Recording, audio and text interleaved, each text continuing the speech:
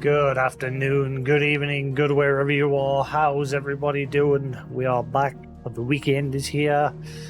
Let's get in with some Final 16. 15.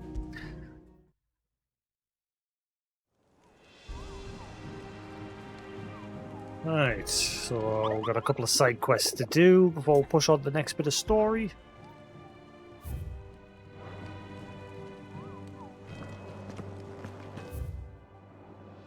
So, Mid's finally completed the coolant and the engines for the airship, basically. We're just about to blast off, but a couple of side quests popped up to be done first.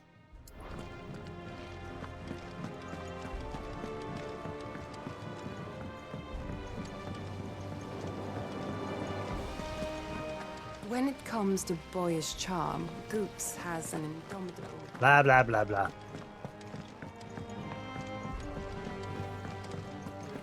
I think Mid might need some help.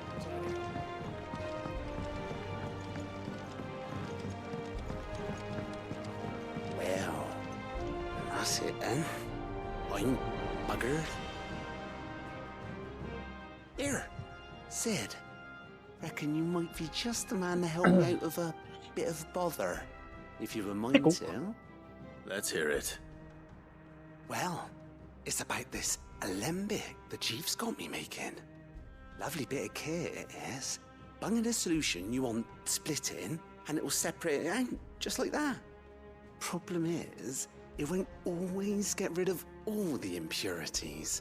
And with some of the stuff we need it for, that ain't good enough. Which is why I've been looking for something to filter the liquid we'll be cooking off. And that's where I was hoping you could help me out. We add science. I imagine Ty could get some use out of this alembic too. Distilling medicines and the like. Alright. Why not?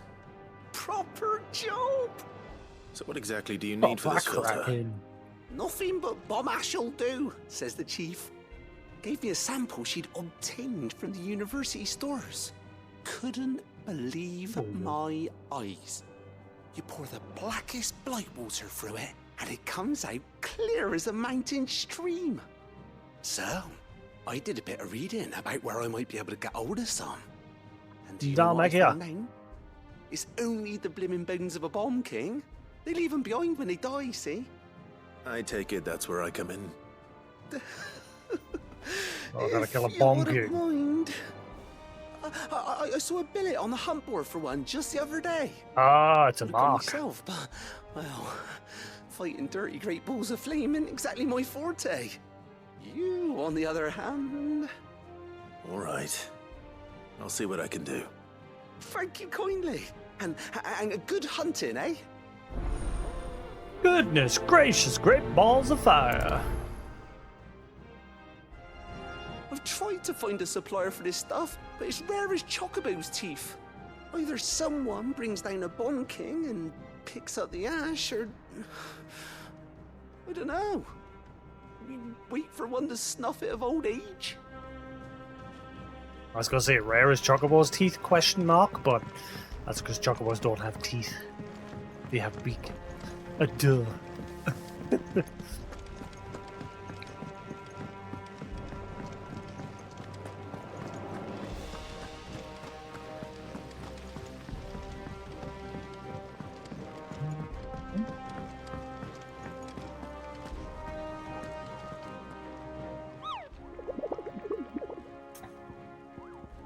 Ask about bomb sightings. Are you on the hunt for a bomb king, Kupo? If so, I have a billet that might interest you.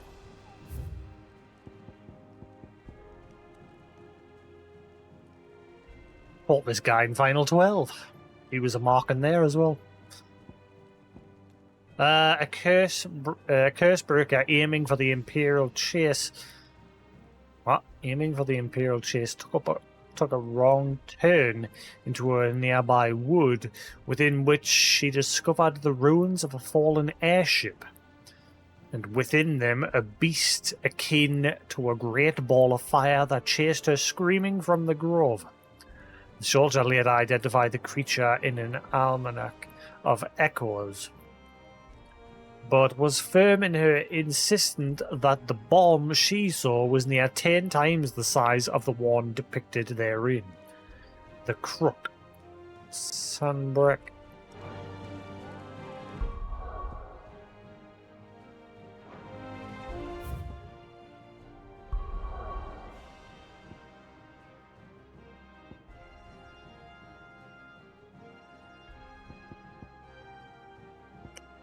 Da da da da da.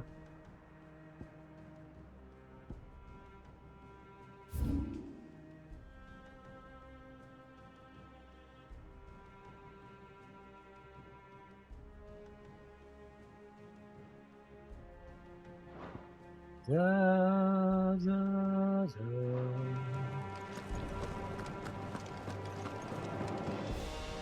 Here for another of my lectures?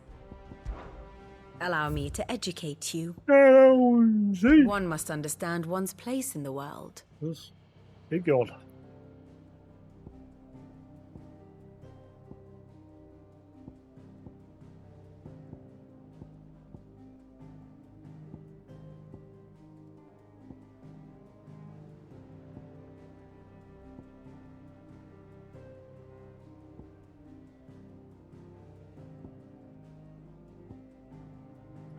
Oh, wait, can I not do it yet?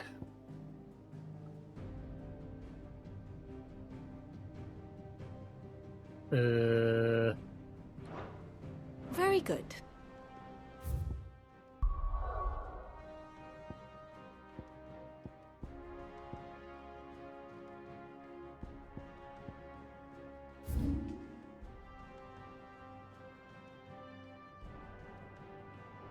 What was it called where I had to go again? Shit.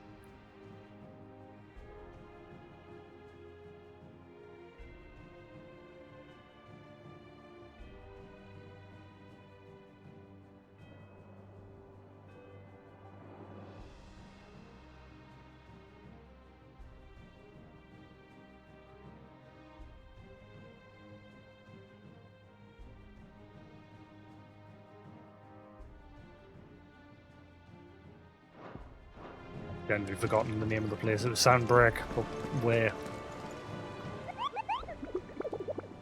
My brain just went.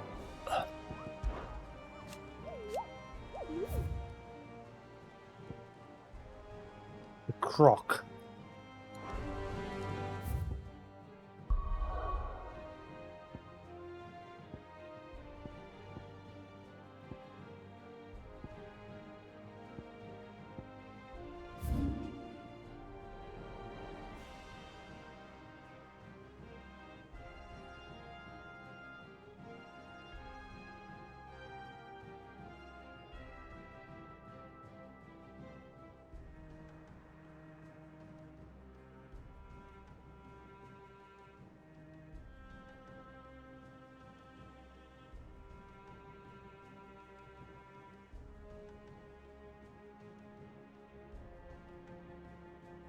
Where the hell is the croc?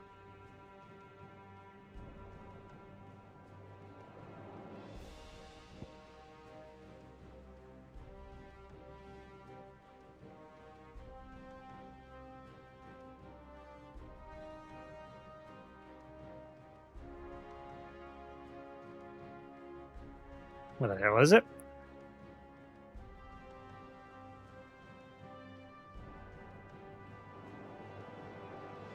Maybe I can't get there yet.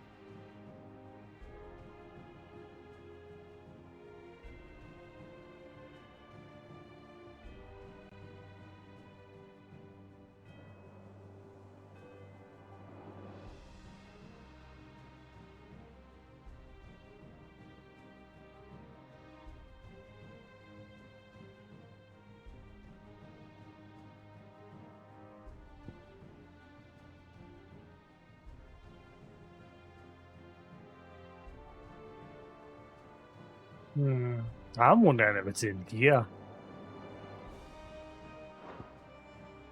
Maybe we'll finally have one mark for that place.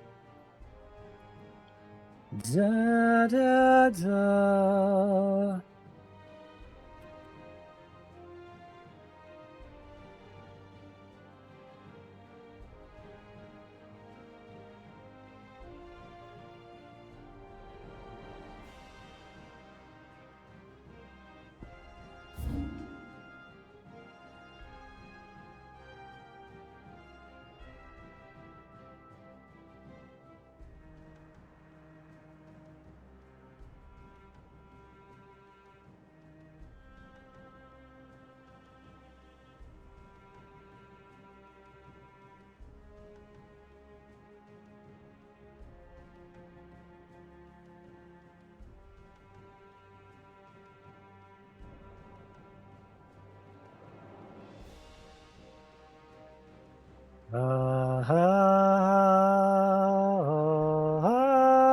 Wait, it's not here, is it? Can we finally go in there now, maybe?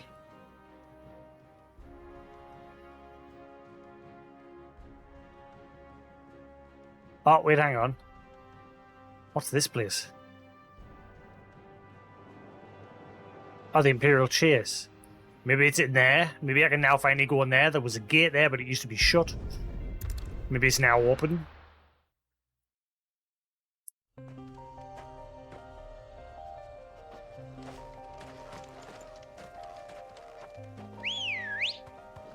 Same with the gate up there. Yeah. And maybe the gate over here is finally open. And these ancient ruins over here.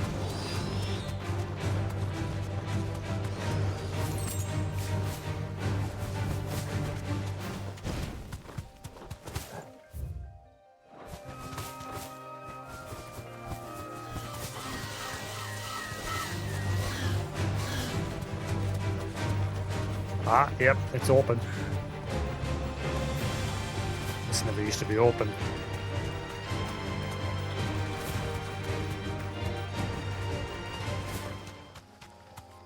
You deserve a rest.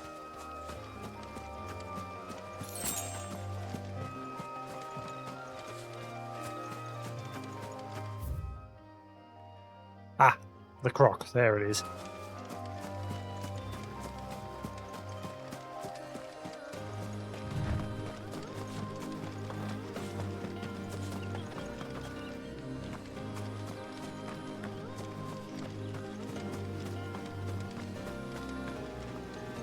This music reminds us of the other world in Final 14.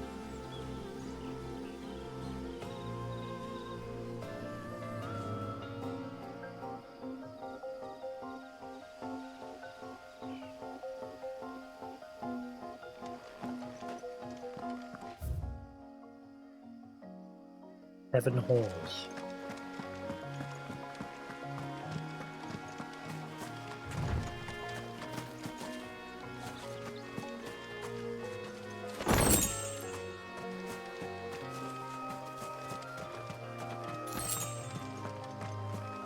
And there's probably going to be a mark shows up here at some point as well. Big enough area.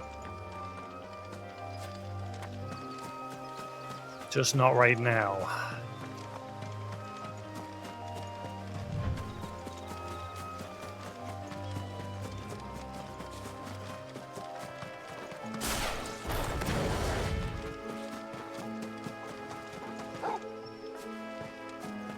Don't forget.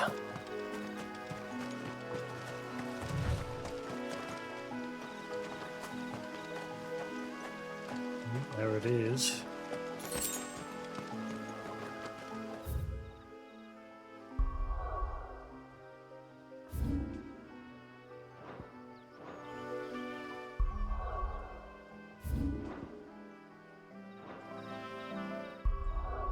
Hang on. Why isn't photo mode available anymore? They tell me you can only use photo mode back at the hideaway.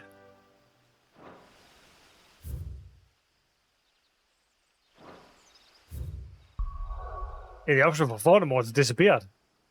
No wonder I never noticed it. It took us so long to notice. It looks like it's not available in certain places. Wow, that's a pretty shitty camera mode. I don't see the option at the bottom anymore. Unless you got to be on it. Hang on. Ah, right. That's weird. Ah, right. Okay, that's weird. So you've got to be on a certain screen in the menu and all that activated.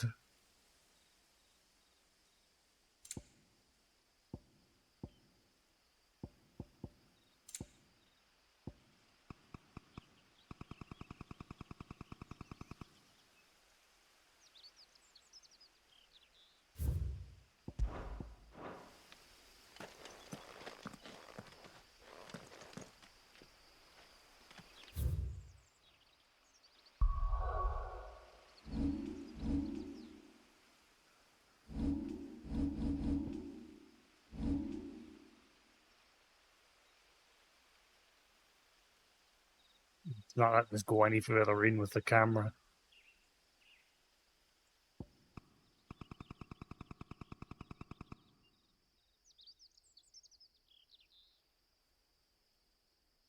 That bomb looks creepy without being on fire.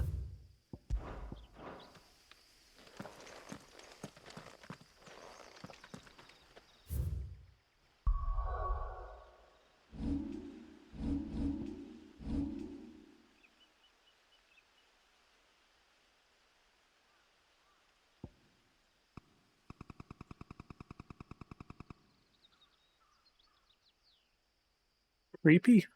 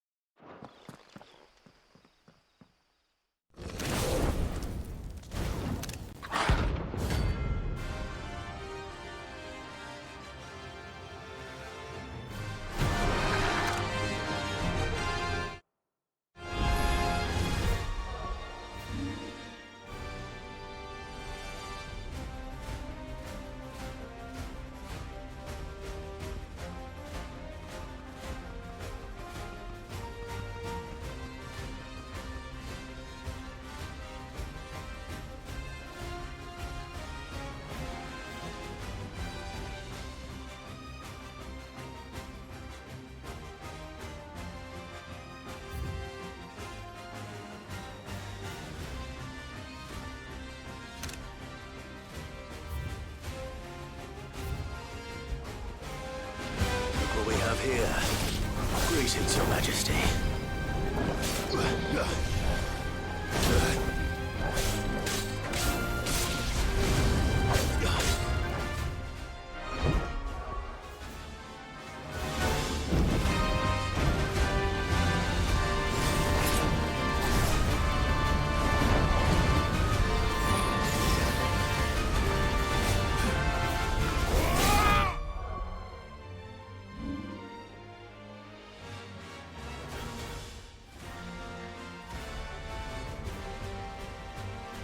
Da da da da da.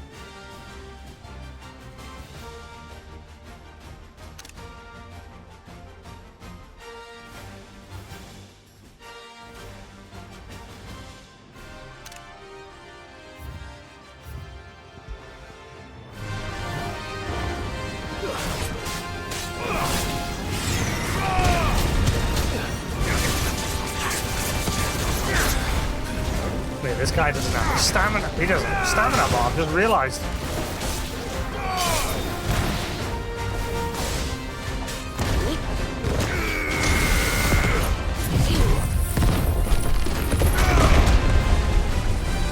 Back.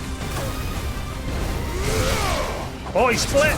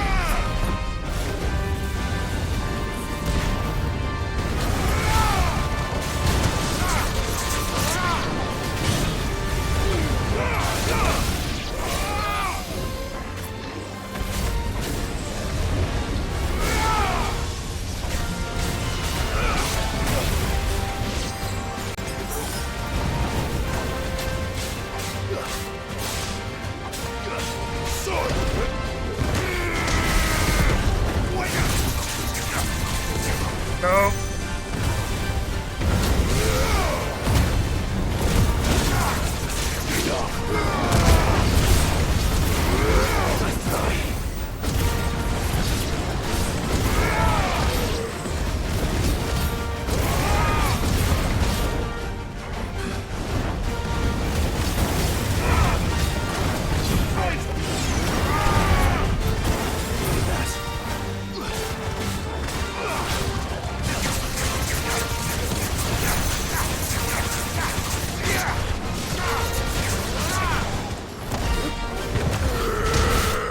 Good night.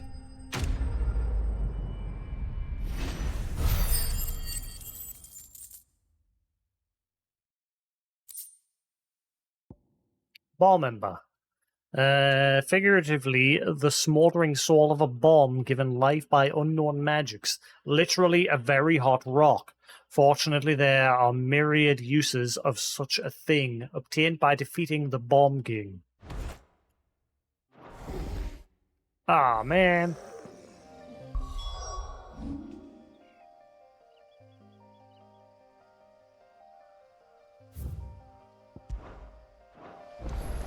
Your reign is over. Now to collect the ash. I should... This looks like the stuff. Let's see if there's any more.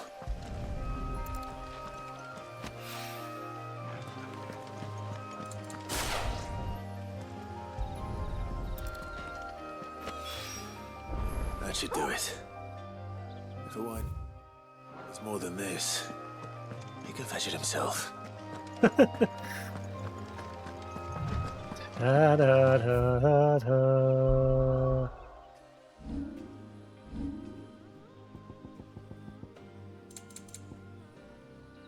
Bomb ash. It is hypothesized that the bomb's inclination to self-destruct during violent encounters is a form of collective preservation, akin to how a honeybee will sting a threat to the hive at the cost of its own life.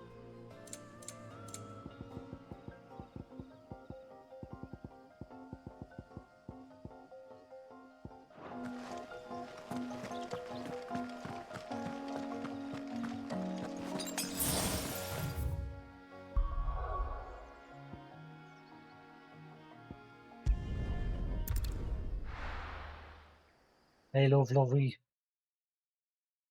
What are you doing?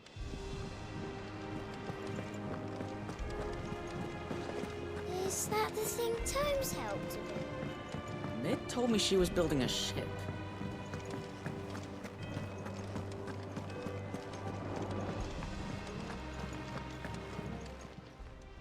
How may I help you today, Clive? Your benefactors are a generous lot.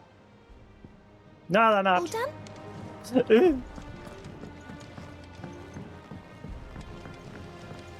Hello, you. What are you doing over there?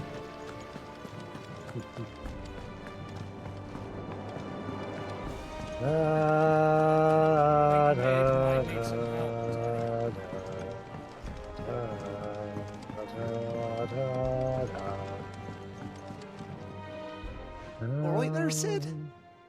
How's that hunt for the bomb ash going? I have it here. Got it.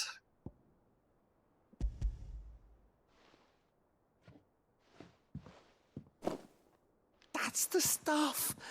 And plenty of it, too. Enough to keep the Alembic bubbling away for a good old while. You're a gent, Sid. Let nothing say otherwise. Right then. Let's get this contraption up and running.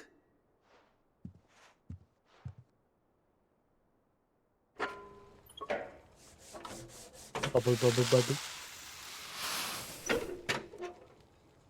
Why did I get the feeling this was for a coffee maker or something? Sometime later.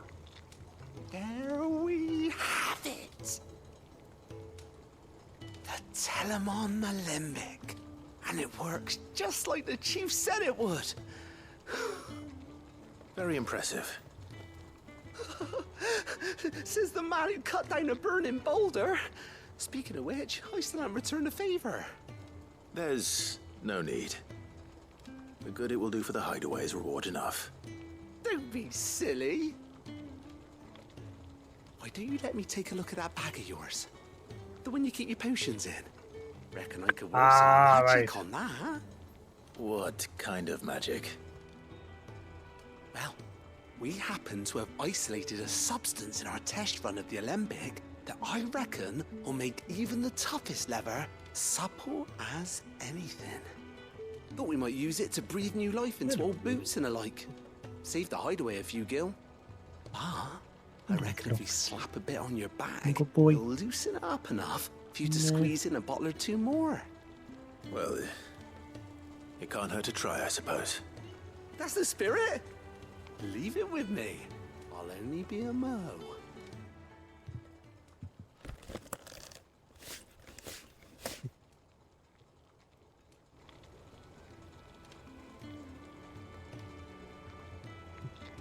Well, what do you reckon? It certainly feels more flexible. Right? Told you. Thank you. I think. No. Thank you for supporting Mid and the rest of us in our endeavors. Without you, we'd never have been able to discover wonders like that stuff I rubbed on your bag. And I'm telling you, there's plenty more where that came from. Okay. Thanks for the upgrade.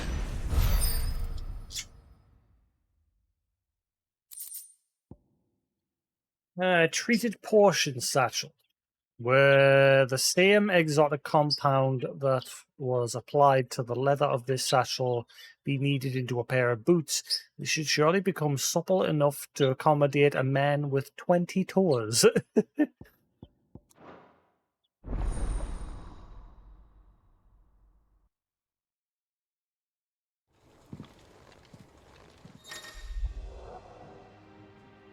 Item capacity. If obtained a treated portion satchel, hereby increasing your capacity for carrying consumables, item slot increases are as follows. Sweet. That leather loosener was only the first of the discoveries the Alembics gonna help us make. Just you wait, Sid. Just you wait! I'm waiting! With bated breath.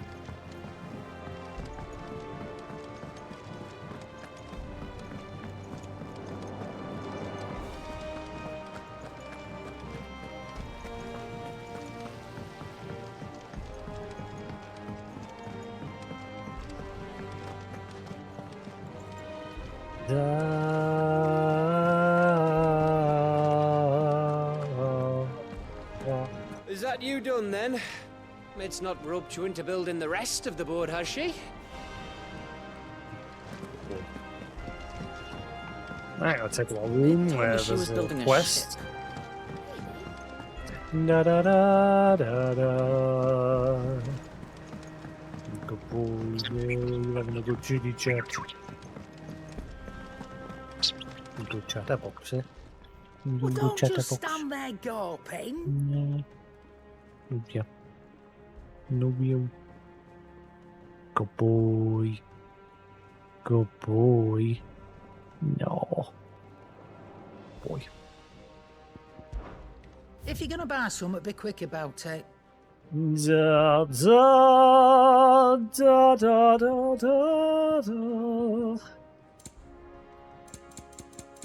Da, da, da, Cannot find a better price than that.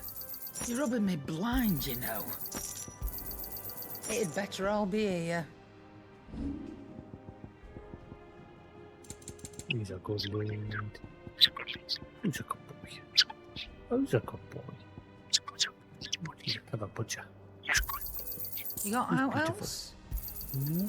I reckon I can find a buyer. Beautiful.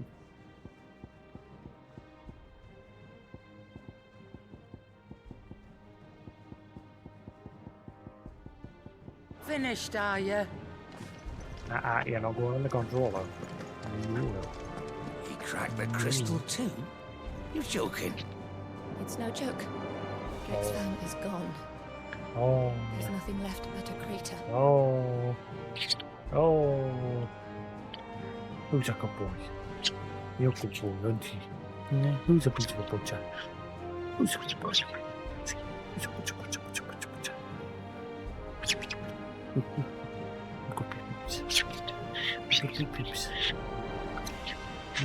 Tell me all about it. Is that right? Are you a good little chatterbox? Giz giz. Giz giz.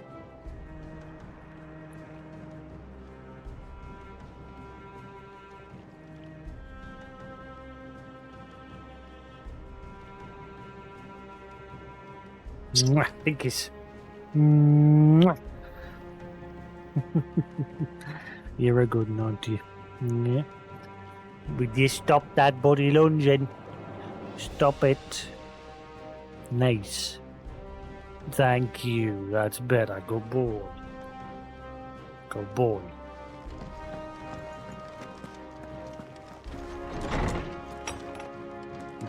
Good lad.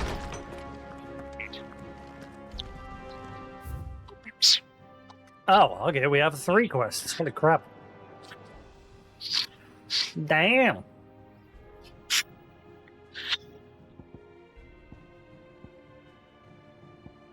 About Blackthorn.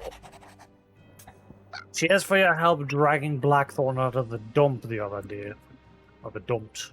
Thing is, I reckon he's gone and thrown himself back in, judging by the droop of his jowls lately. So I'm thinking maybe it weren't just the leather that was on his mind. Maybe there's other demons jabbing their pitchforks into his privates. I know you're a busy bloke, but next time you find yourself free, maybe we could go and ask the old bastard what's got him so hot and bothered. Assuming it ain't just the forge. Blacksmith Blues 2. Hopefully it's nothing. But I should speak to Blackthorn just in case.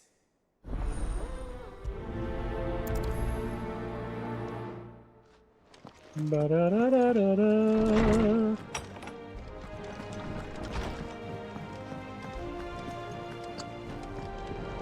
Oh boy, in a good mood. Blackthorn, do you have a moment? Not really, no. This won't take long. I just wanted to ask how you're getting on. August was worried about you. Very weird. Like sometimes he'll sit and chat with us, no bother, and then other times when I start trying to chat with him, he'll just like stop and just stare at us, like he's doing right now. He's busy chatting to himself in the mirror, and then when I start chatting to him, he just stopped and just stares at us. And then other times, like you just saw before there, he's when he was here, he was quite happily interacting, didn't you? Yeah. I think you've got some sort of split personality. Yeah. Oh, sleepy bird. Oh, who's a sleepy bird? Maybe have a nap. Yeah, your batteries ran out. Your little budgie batteries ran out. Do they need a recharge? Oh, he's sleepy. Yeah. And you might still be doubting your craft, even after learning the trick of that cuirass. Is there something else weighing on your mind? Perhaps sharing your thoughts might help. That bastard's like a dog with a bone. Still, he's got a keen eye, I'll give him that. He's just, well, Karen showed me something. Something I've never seen before. And that was? A sword. An odd-looking thing with a single-edged blade. The metal itself wasn't anything to write home about, but fuck me, the edge on it. You could slice a man clean in two with a weapon like that, and he'd be halfway home before he even realised he'd been cut. So that's what's troubling you? Nah. Not troubling me exactly. More distracting. Can't stop thinking, how do you get an edge that sharp? It's driving me mad. And if you knew how to do it, we could arm the curse breakers with even better blades. That's about the size of it, yeah. I'll see what I can find out. Sharper swords are always welcome. And we can't have our master blacksmith being distracted. You're a soft touch, you know that. But I can't say I'm not grateful for it. Good luck, eh? Thank you. Let's see what Karen knows about this sword.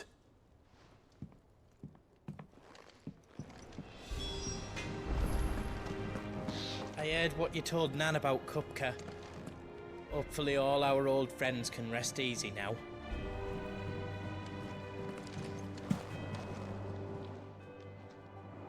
You're looking well, Karen. What do you want? Out with it. I want to know about the sword you showed Blackthorn. Single-edged and extremely sharp. Running around after him again, are you? I suppose I am, yes. But I need to help him find out how to work an edge like that. It's driving him to distraction. Little wonder, I suppose. There's not many like that make it as far as the twins, and those that do go straight into private collections. Which made it nice and easy finding a buyer. Can you tell me who bought it? Where is it now? You think I tell people who my clients are? Suppose you're not likely to go nicking him off me, are you now? Fine. If you stop mooning at me like that. Lord Ignac's the man you want. Dalmekian bloke. Collects weapons and the like. And he's got more money than sense, which is why he's one of my favourite clients. Reckon he'll still be at the inn in Dalamil, where I left him. Thank you, Karen. Oh, and he's a touch eccentric, if you take my meaning. I appreciate the warning. He's batshit crazy.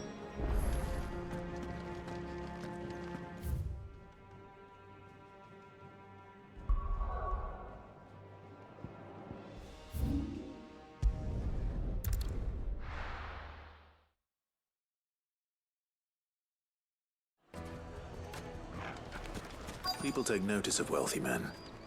Shouldn't be too hard to track down Karen's collector. Back again, are you? Any more trouble and you'll be barred for life, however deep your friends' pockets might be. Calm yourself. We don't know for sure. It could have just been a trap.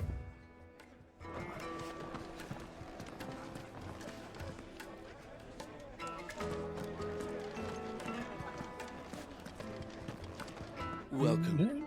If you're hoping for a bed, I'm afraid you'll have to look elsewhere. One of our wealthier patrons has purchased the use of every room, hoping to keep out the riffraff, as he puts it.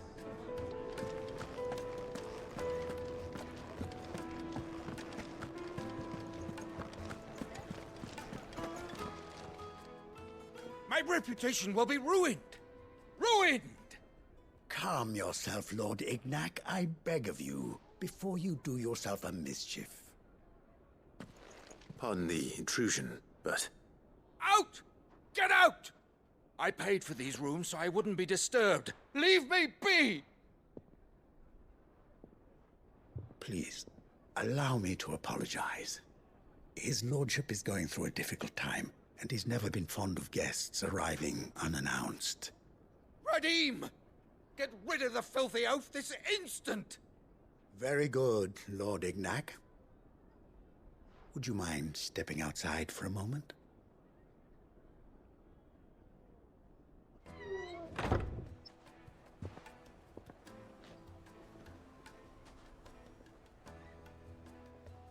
I'm sorry if I've caused you any trouble.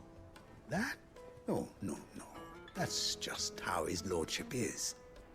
Though the morning's events have left him somewhat fractious. He has been dispossessed of his luggage, you see. The thieves also made away with a considerable amount of coin. Coin the innkeeper will soon be keen to collect.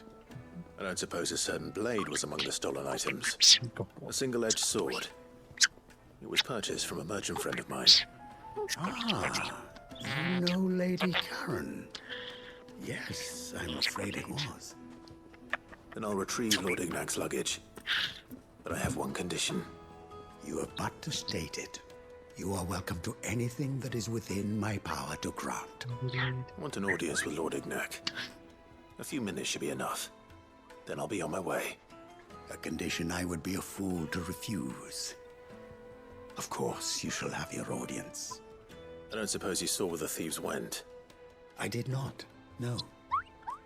Though some discreet inquiries made on his lordship's behalf mean that I know where you might find them. the bandit's bed. Every ill-gotten coin in Dalamal is said to pass through that disreputable corner of the Valcroy. And that's where I'm heading. I shall speak to Lord Ignac in your absence, and arrange for an audience upon your triumphant return. That will be very kind of you. Farewell, and best of luck.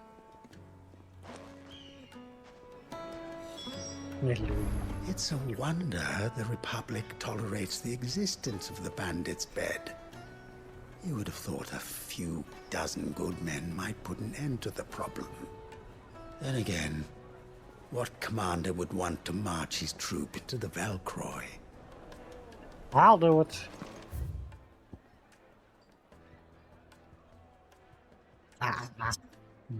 Boy.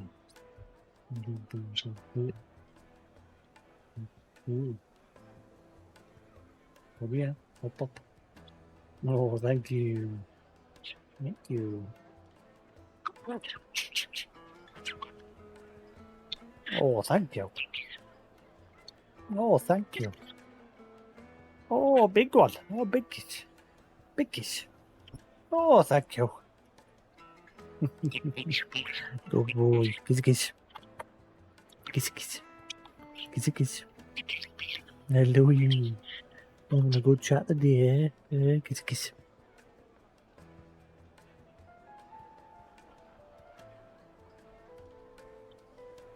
Big kiss. Mwah. Tinka.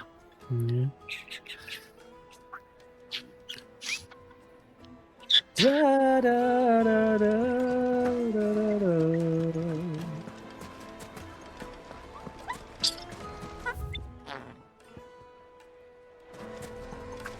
Da, da, da, da, da, da.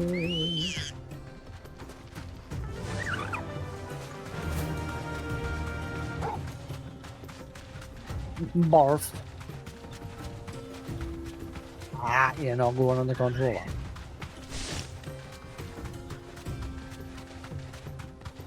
You do put that. You do that. Yeah. I can hear you farting away. You have a good little shit out of that. Ah, what did I just say, eh?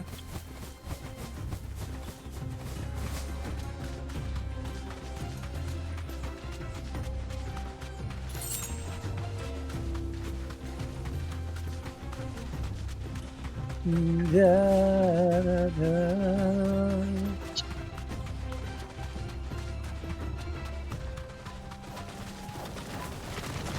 All right.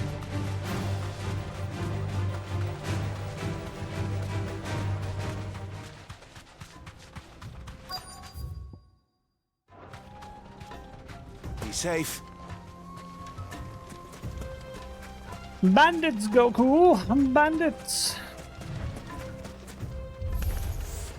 We've got company. Come on, lads, let's tear the bastard's head off.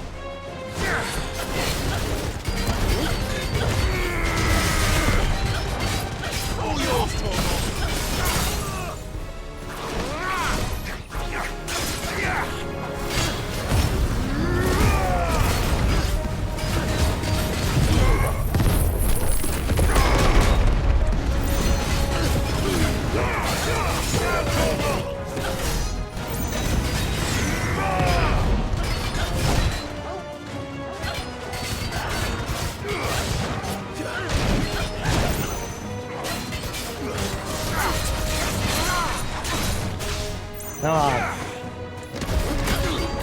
Oh, didn't do that.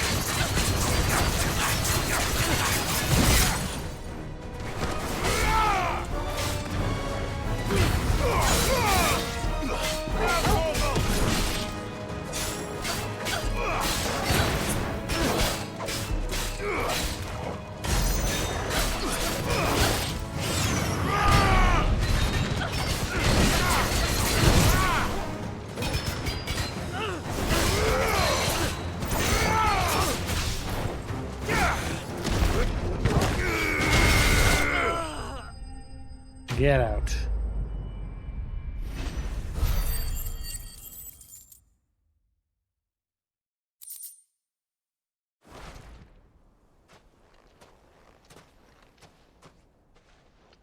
This must be Ignac's luggage. Nothing seems to be damaged. All right. Let's get it back to Dalamel. Is the sword actually here?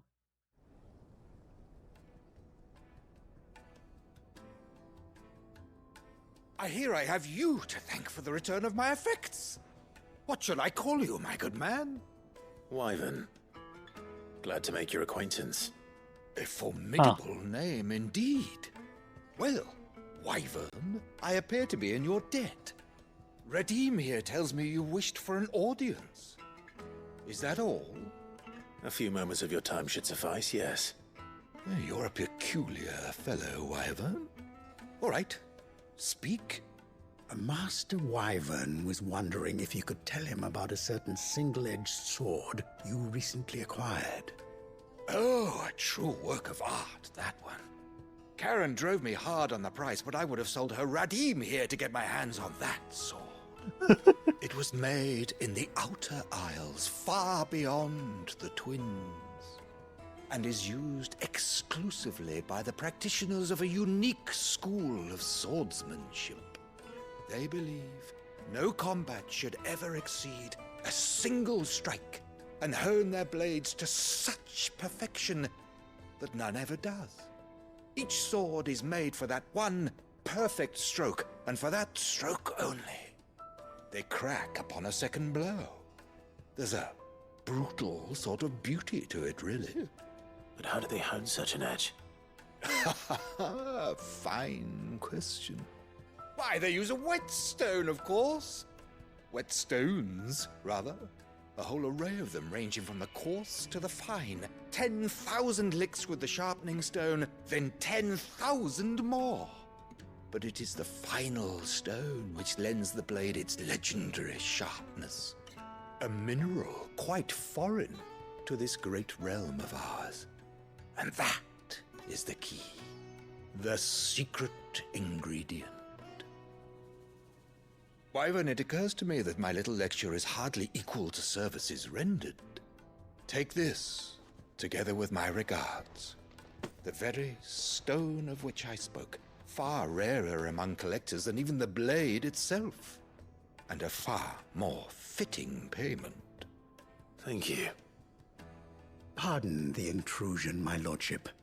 However, it is long past time we prepared ourselves to depart. So it is. I am locked in bitter competition with a rival collector of curiosities. I am one step ahead of the unscrupulous scoundrel, but he is hard at my heels. And there are many other collectors out there. Too many to count, but only one do I consider my nemesis. Byron. Lord Byron Rosfield. And is a perennial thorn in my side. I can imagine. Farewell, Wyvern. May our paths cross again. Radim, we mustn't dawdle.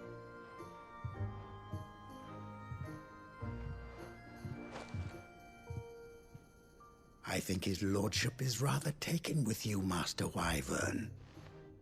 Thank you again for your assistance. Coming, my lordship. I'll be right there. Hello, you.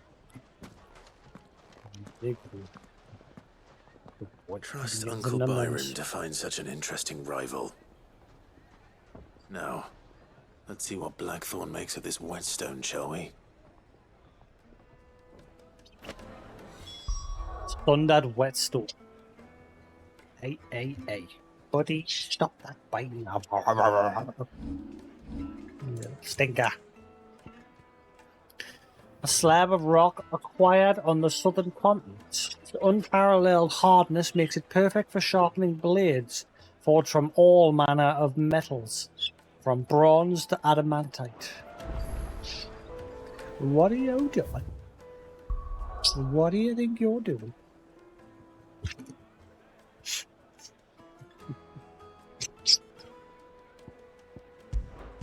Stinker. You stinker. Yeah, little stinker. Jasix. He hopped onto my finger and he said, "Get a kiss," and he was like leaning over. He knows what it is, don't you? Nah, get a kiss. Get a kiss. Get a kiss.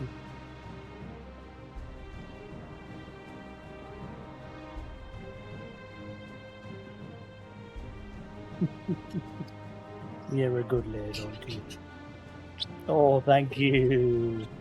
See, that's better. That's better. Nice kisses. Yeah, good boy. Yeah, good boy. That's a clever lad. That's a good boy. No babies there. Good boy. Good little butcher. Yeah, love you. Lucas. Thank you. Clever lad, yeah? Yeah. Where? You gonna get some nubbies? Sorry for the wait, but hopefully you'll agree it was worth it. You learned something about that sword then? I did better than that. Here's the stone that sharpens them.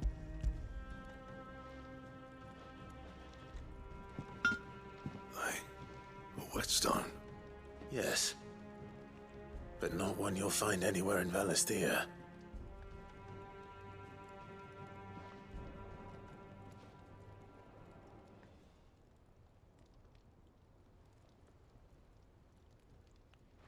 No wonder I couldn't get the same finish on the grinding wheel. One hit and all done, eh? Might not be so bad if all you ever fought were duels. Good luck on the battlefield. Your second opponent would be your last, no matter how good you were. Even so, is there some way it could be used to give the Cursebreakers an edge? I think so, yeah. With this whetstone and the right kind of steel, I could probably even make a twin of the blade that rattled me.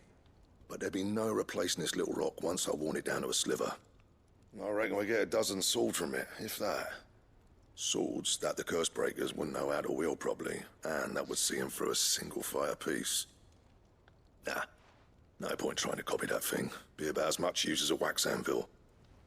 But finishing our blades with a whetstone this fine, now that's something to consider. And what's finer than fallen masonry, eh? Or more hard-wearing, for that matter. Just imagine it. Good Valisthean steel with an edge as sharp as any found in the Outer Isles. I won't make a copy, nah. I'll make something much better. I'm sure the Cursebreakers will be delighted. Just don't push yourself too hard. Don't you worry about me, Sunshine. I've been working day and night since I was half your age, and I'll still be here when you're long gone. Hey, thanks, Clive. I mean it. I owe you one, August too. It's good to know someone's looking out for me. You'll be happy to hear you said that. And I'll see that my debt to you's paid. First new blade I make's got your name on it. You come and find me when you've got the materials. All right. I will.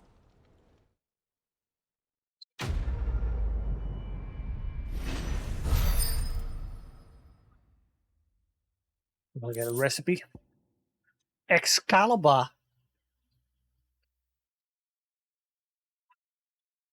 What? A diagram detailing the steps to forge a sword to rival that of a legendary king. Oh my god, Excalibur.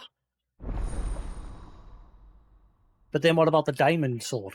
Is that now just outclassed, even though I've not gotten the materials for it yet?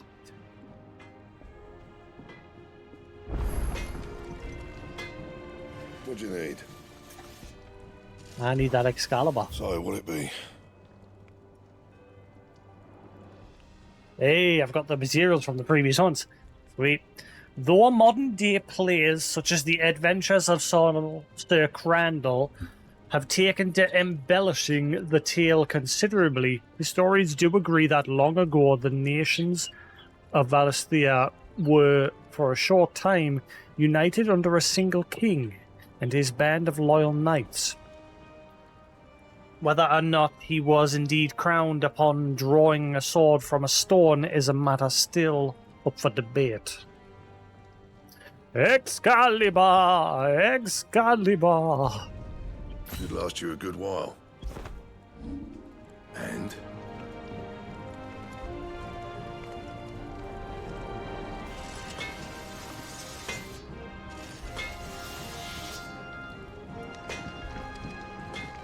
It doesn't scream Excalibur. Wish I could get a better look at it.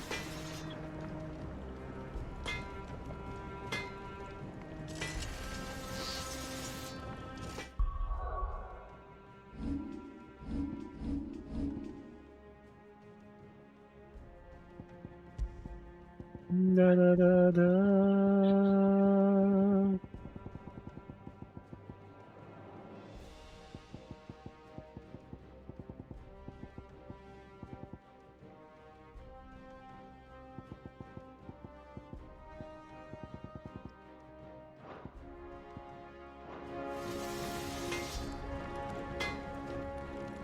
Thank you for the follow, Emma, much appreciated.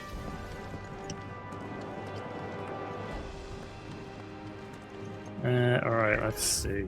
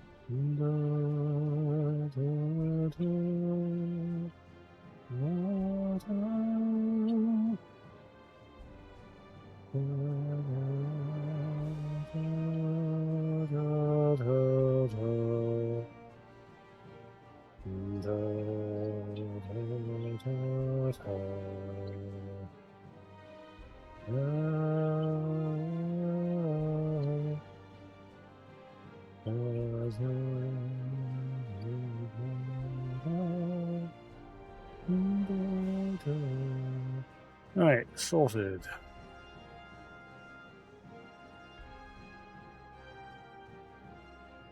Da, da, da, da. Right.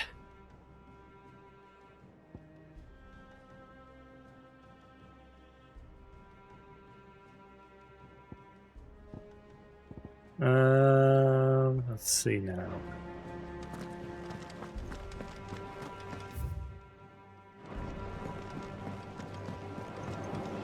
Da, da, da, da, It told me she was building a ship. We've still got a couple of side quests back in the room as well. Welcome to the Patron's Whisper. Is everything we've received and everything promised? High Cleric Medallion. The goddess Gregor teaches us that to walk with the wretched is an act of greater good. If we are to accept this truth, then one could not rightly call he who follows this path an outlaw, a humbled servant. Here you are.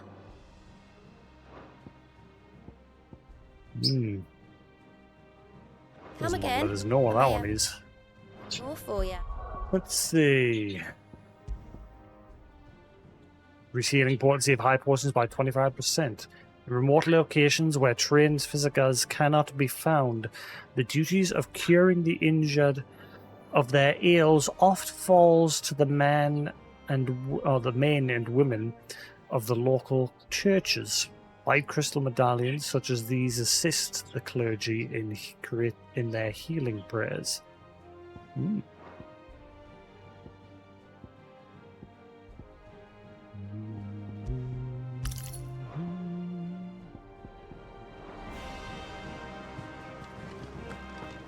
Alright, let's head to our room. Da, da, da, da, da, da, da.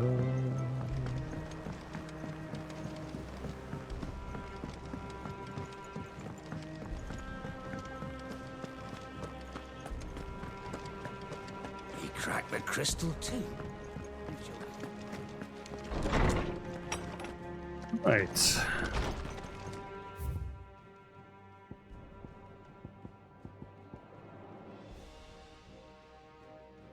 Da, da, da, da, da, da, da, da, da.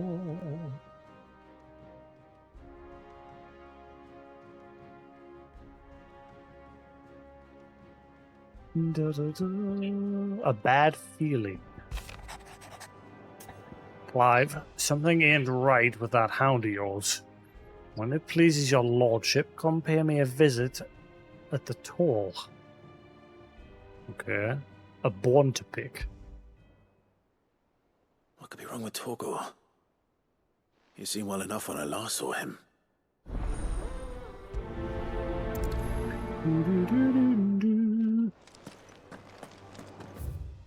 Yeah, seriously, what's up with this? Like, I've gotten like 3 things the whole game.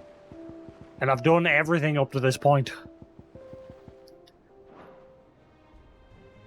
I'm like 70% into the game now. I've gotten 3 of those. I've done every side quest so far.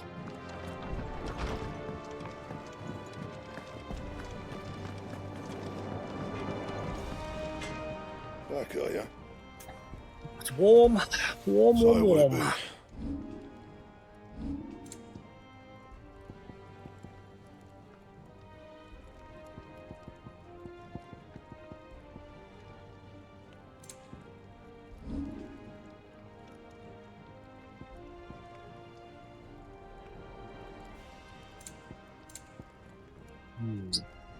But you do, Fluffer. Da da da.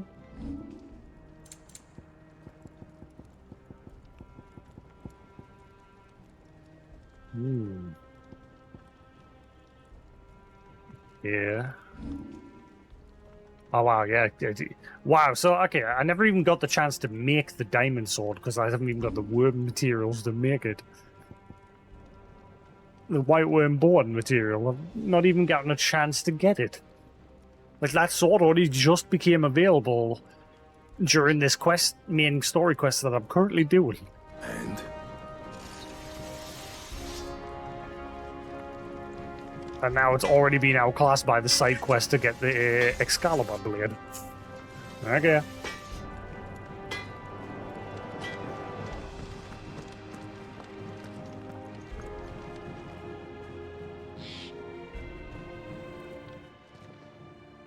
I got your note. You think something's wrong with Torgor?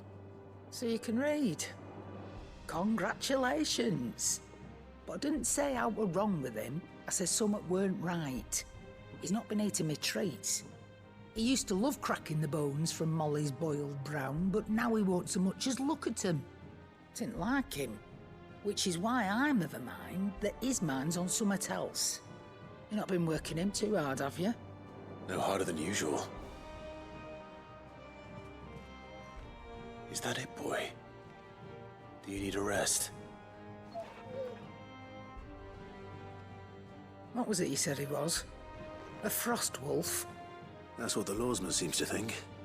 Then maybe this all has something to do with whatever it is that's woken inside him. I suppose things have been different since Rosalith. Perhaps Hippocrates knows something. Instead of everything, you mean? Perhaps.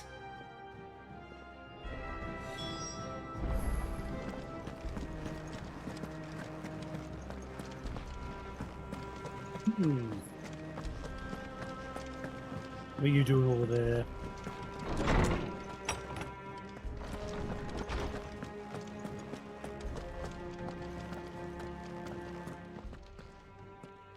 Lawsman, I need to ask you about Torgal.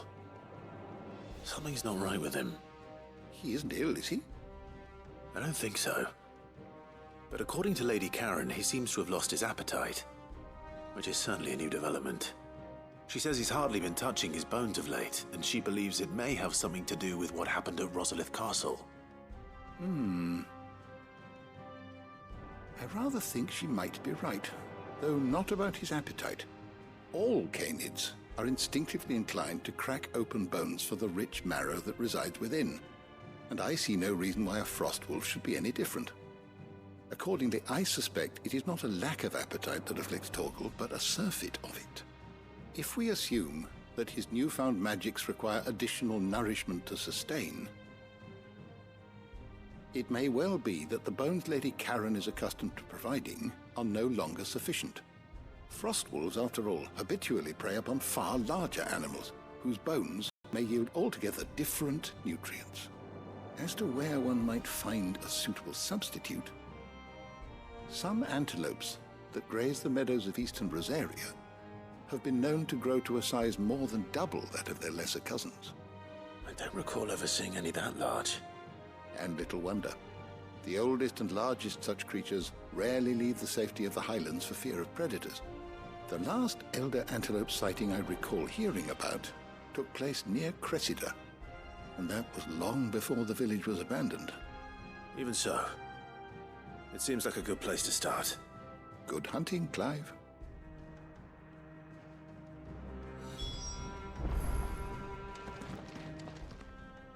My knowledge is yours.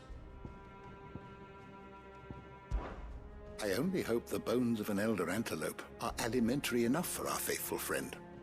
If not, we may have to set our sights on something larger still. I have a few new notes that might interest you.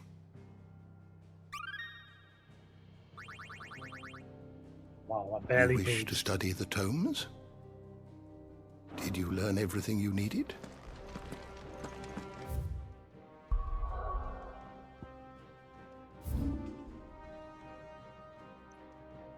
We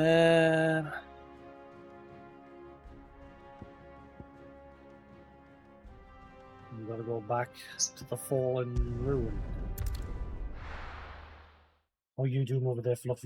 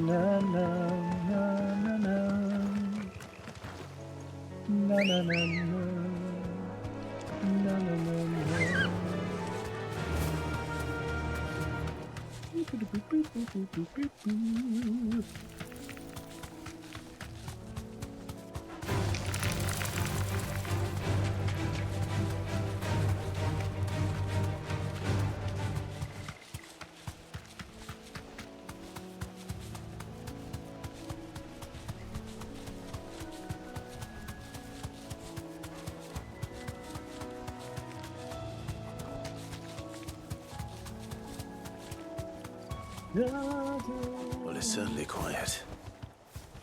If I were a giant antelope, it would seem like just the place. Normies. Hell, that antelope. I doubt we'll find one bigger than that. You hungry, Torgal? Dinner.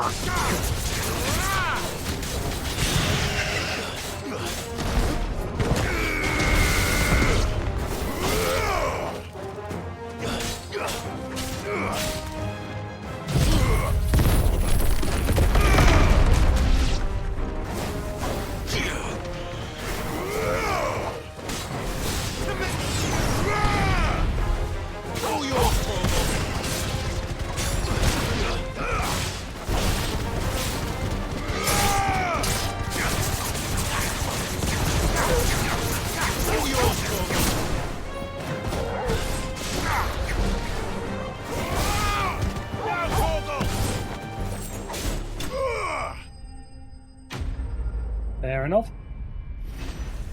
You getting your num-nums in lady.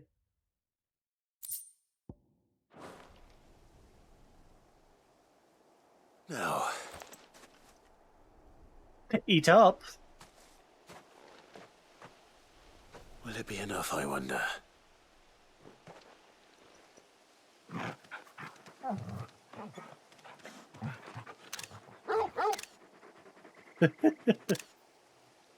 I say that answers my question. Which means we owe the lawsman our thanks. You're just a big puppy, aren't you? A very big puppy.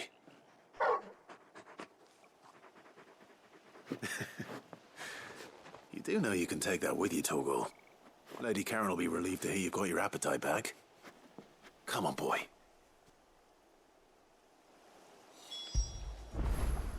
After it.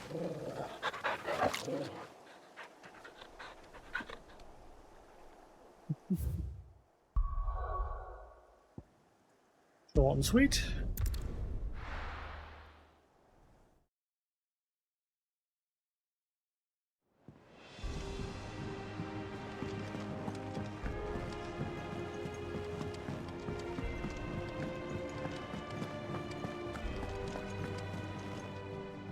I noticed you and Torgal had gone off somewhere. Take him for a walk, did you? You could say that.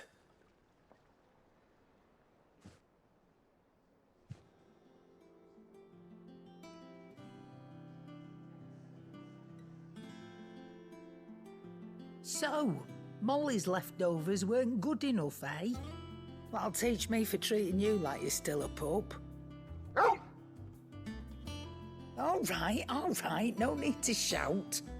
Now we know what you're after, I can see about getting some in. Speaking of which, I brought one for later. Can I leave it with you? Elder Antelopfuma. Short of slaying a behemoth or coil, a bison, a minotaur, or an adamantoise, one would be hard-pressed to find a larger leg bone. If this does not satisfy Torgal's ancestral hunger, chances are nothing will. There's 5 of them. Am I going to have to keep them stocked? You can, aye. I'm nice like that. In return, you can thank Tomes for me. The bloody know-it-all. I was just on my way to see him.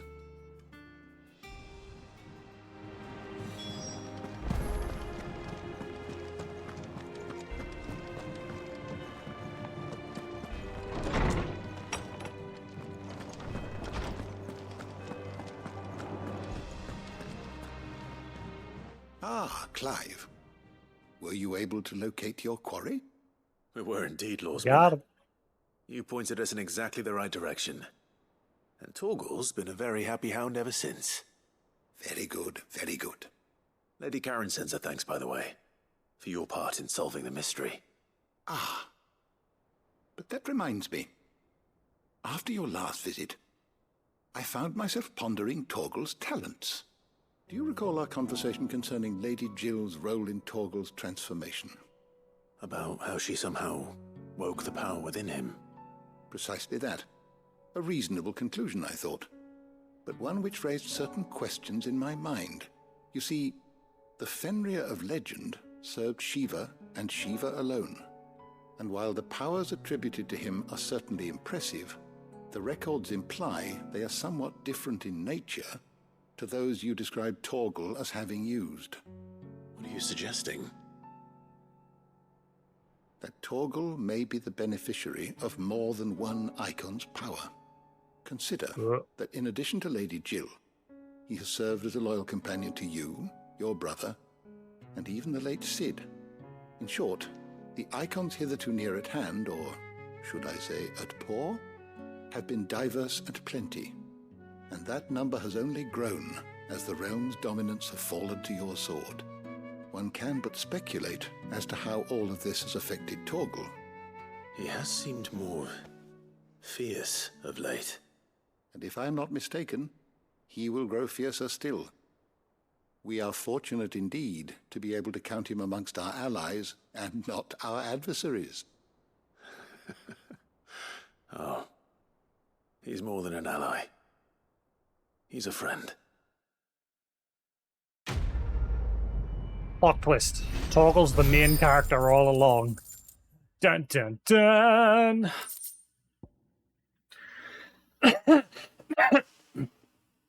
Cabal's Fang. Slightly increases Torgal's attack potency. Even a legendary king surrounded by the realm's greatest knights and blessed by the very heavens would have found himself hard-pressed to unite the warring tribes of ancient Valisthea. Fortunately, he had the help of his fine and trusty hound, Cabal.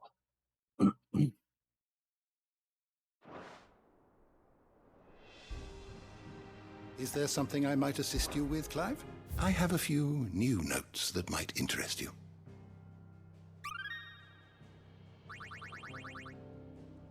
What subject shall we consider today?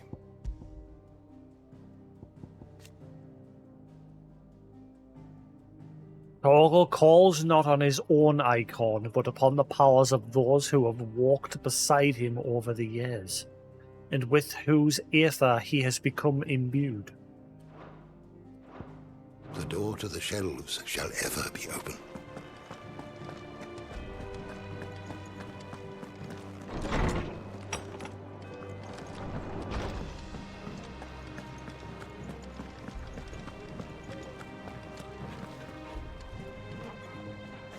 He's a good puppy. He's a good puppy. Who's a good budgie? You're a good budgie. Yes, you were. You're a good butcher. You had some num-nums, have you? Have you had your nummy-nums? What are you chomping on? What are you chomping on?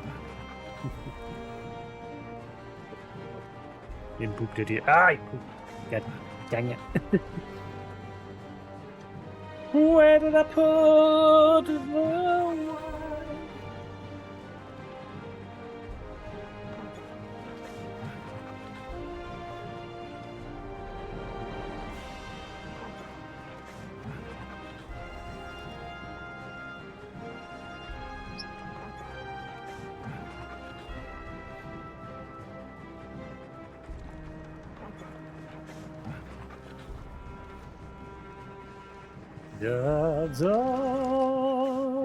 And what can I do for you? Go on then. Come again. Give the dog a bone, damn it. I'm not much bothered either way. Alright, one more side quest. He cracked the crystal too.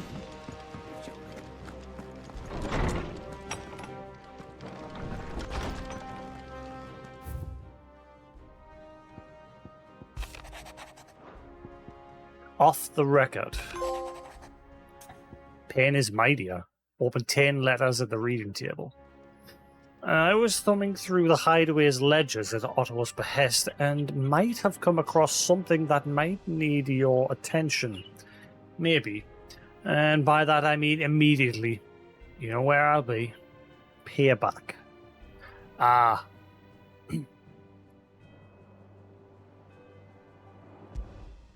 Is this going to be related to Lost Wing? With the ledgers.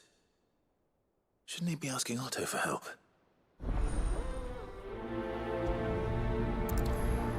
Maybe not. What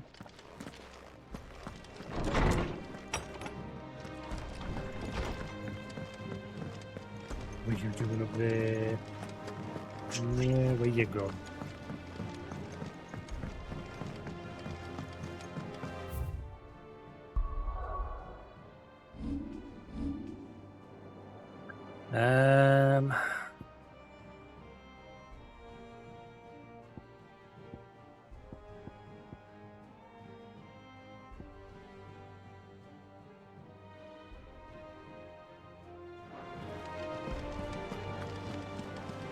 Let's keep saving my points.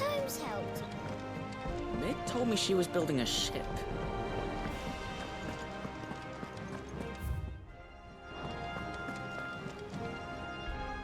Clive, did you get my letter?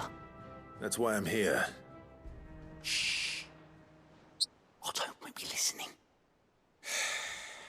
Is this better? A little. Listen, I've some bad news.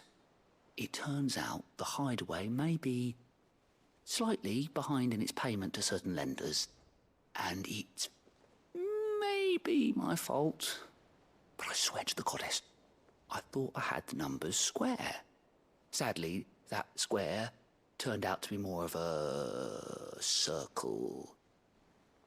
0, you might say. I can straighten it out, I swear, but it's gonna take some time, and I'm gonna need help keeping it from Otto. Bit late for that, I'd say. There you are! What a surprise! So let me get this straight. You forget to pay our lenders what they're due, and instead of coming straight to me, you get Clive to come to you. And I hope he'll dig you out of the hole you've dug for yourself. Clive, the man in charge of the place you've been cheerfully trying to bankrupt. And you thought this was a cunning plan. Why? Well, who needs paying? Oh, just Martha. And the dame. And, well, Lady Karen. But only 500 talents. We owe 3 of our most trusted friends 5 million gil. Each. What? 5 million each. They lent us the bulk of the money we used to rebuild the hideaway, you see, and, well, I must have made some sort of oversight. What the? Those ledgers were my responsibility, and it was my decision to entrust them to you. This is my fault. Do we have that much to hand? I can always ask my uncle. No, we don't. And no, you won't. We've lightened Lord Rosfield's purse enough. After the king's ransom we had off him, he deserves better than to see our begging bowl. Besides, we'll need to learn to stand on our own if we're gonna make this work. All right. But that doesn't mean you have to shoulder the burden yourself. Is there anything I can do to help? There might be. How'd you fancy taking these to Martha and the dame? Rocks. Rocks, he says. Worth 1,000 talents apiece, these are. A little something Sid and I set aside for when times got lean. And I reckon 15 million in overdue debt probably qualifies. I just hope our associates' eyes are a bit more discerning than yours. I'm sure there will be. Should be me making the rounds, really. But you know how it is with this place. Orders to bark, arses to wipe, and all that. I know. Which is why I don't mind going in your place. Go. Do you know why I only gave Master Clive here 2 star rubies? Because you'd rather killed me. Hang on. What the hell happened there? What is going on now?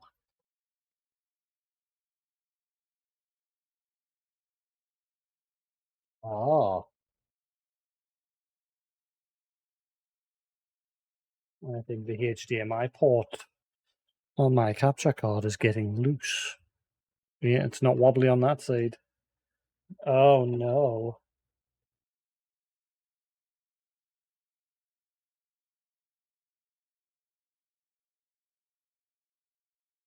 Okay, I'm gonna have to be careful from now on. I'm gonna have to buy another one. Uh-oh. Okay.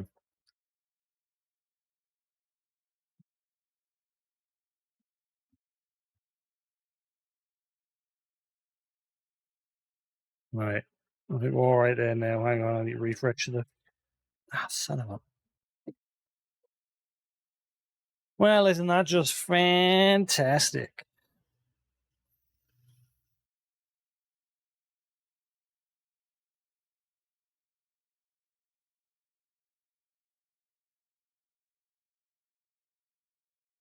Because I'd rather Lady Karen killed you.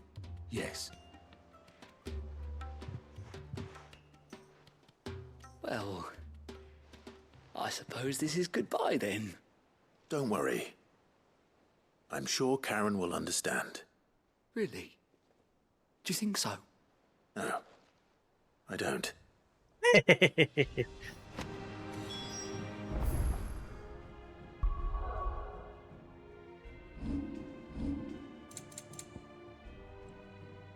Star Ruby, one of 3 brilliant gemstones acquired and set aside by Sid for a rainy day.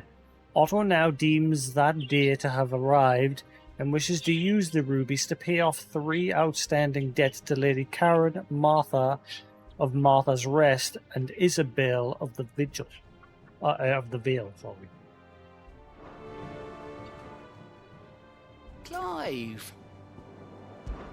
I'm sorry to drag you into this, Master Clive. It's just I couldn't think who else to ask, and you're always so willing to help everyone. Anything catch your eye? Always something in there. His menu's absolutely fucking useless.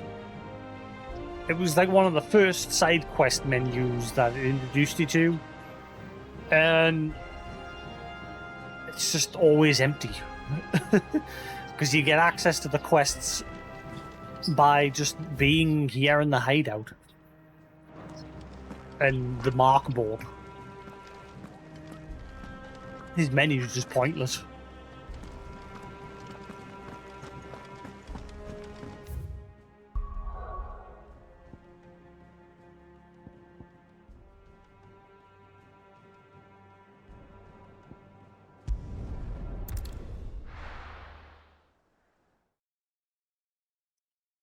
What are you doing over there, lover? I'll make sure that the video is actually alright.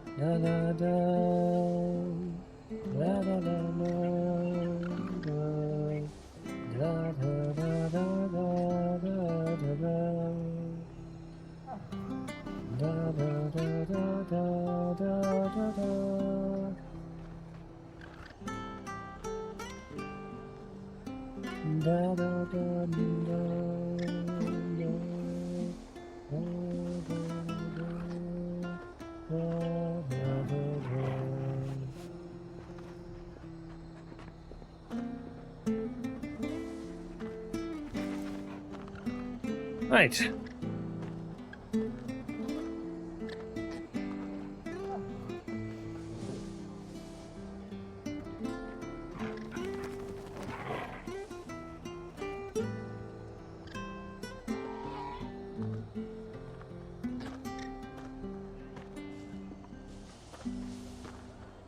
Right, sorted.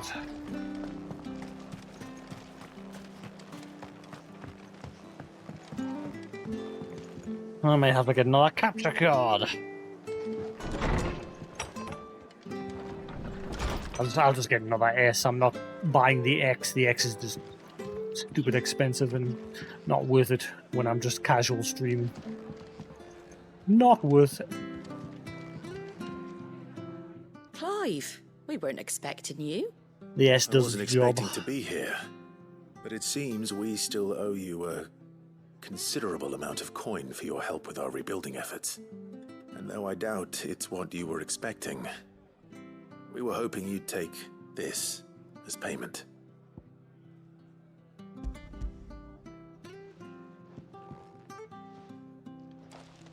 A star ruby?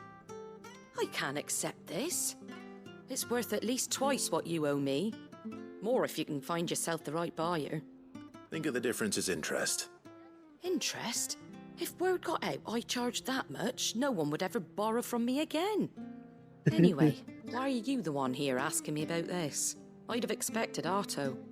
Bit much sending the Lord Marquis out to settle your debts, isn't it? The old goat working himself to death again. Something like that. Most days I think he's the only reason the hideaway's still standing.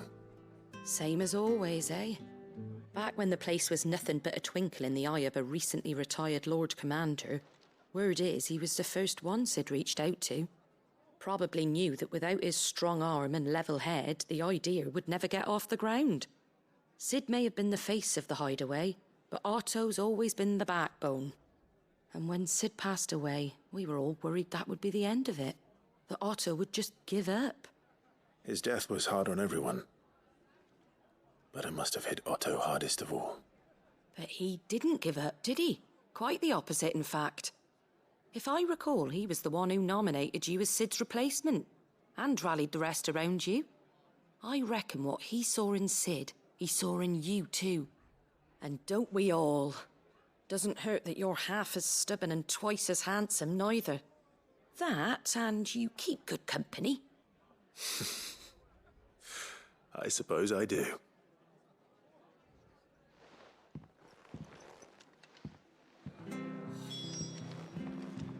Suppose now I have to find someone who can actually afford a star ruby. Good luck. Bye. No takebacks.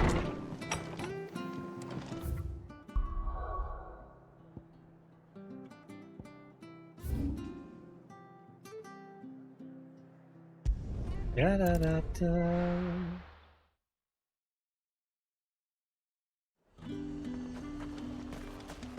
There's talk. How the hell is anyone supposed to afford that? Citizens are free to come and go as they please. Checkpoint's open to all. Did you hear? The gates to Heaven Hall in the Eyrie were breached by someone. Or something. The steward was in town. I want to see. What am I going to do without Sweetwater and Oil of Talc? Still no caravan. Milady, I come bearing gifts. Gifts? Whatever is the occasion.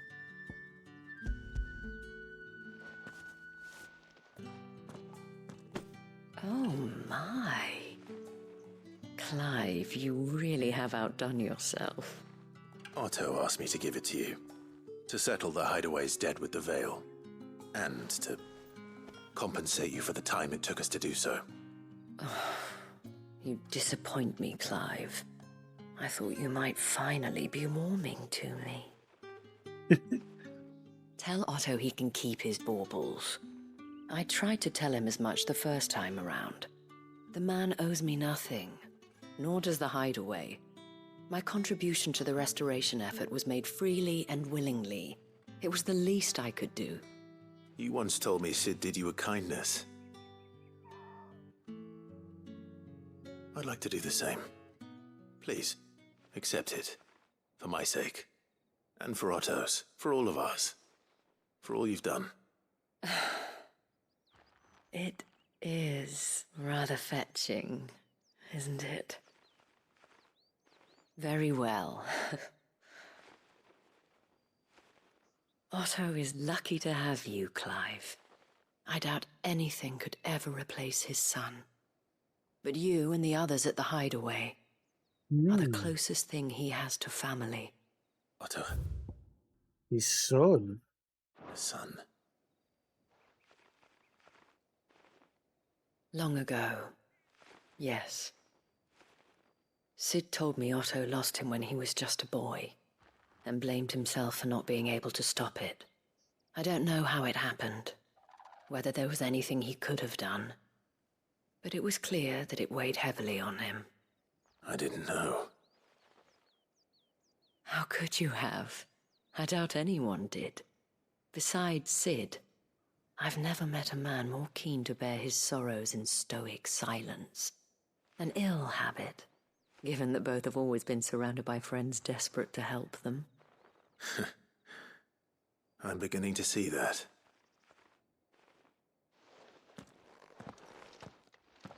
Go will want to know the stones were delivered. If he's still with us. Give my regards to Otto, and tell him I do so miss his visits.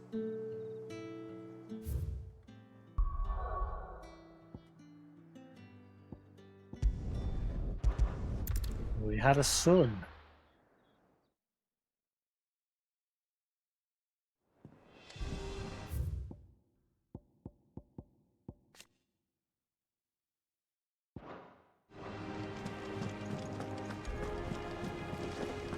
Is that the thing Tomes helped to build? The Enterprise will have 4 mithril engines, each needing its own displacement stack. So just 3 more like this, and we'll be finished. Mid told me she was building a ship.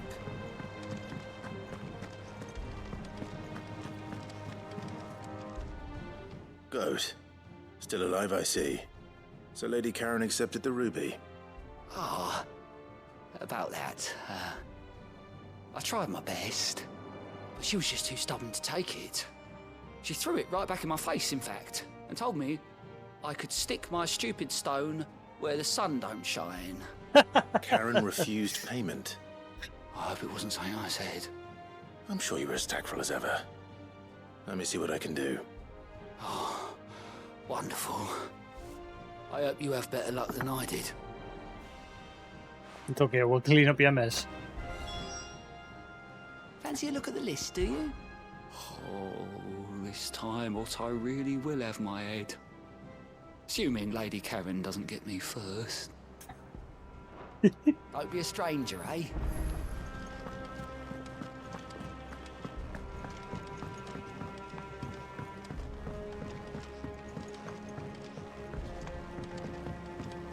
No!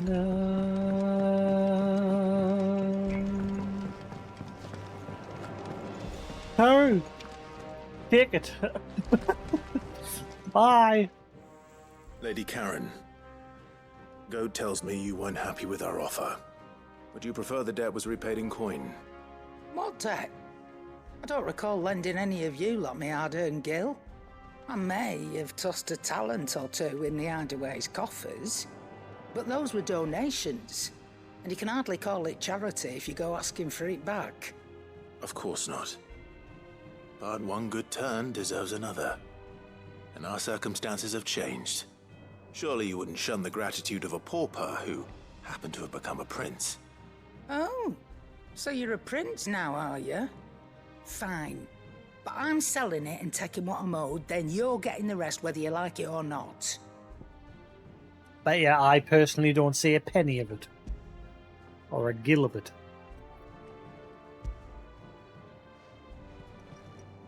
Since it's worth millions. Where'd you even get this? A decent trader might nab 1,000 talents for a star ruby.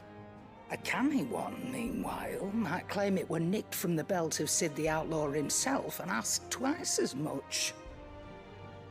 Might be I already have a buyer in mind. Might be you even know her. A fine continental maid whose beauty's only eclipsed by a guile in commerce. You wouldn't mind, would you? Not at all. Just be sure to tell her that it's always a pleasure doing business.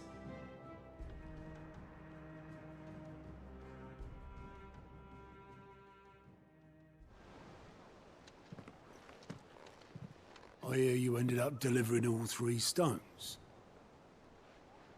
Thanks to this lump. I sometimes wonder what I pay you for.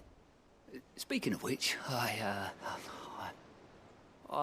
still haven't been paid last month's wages.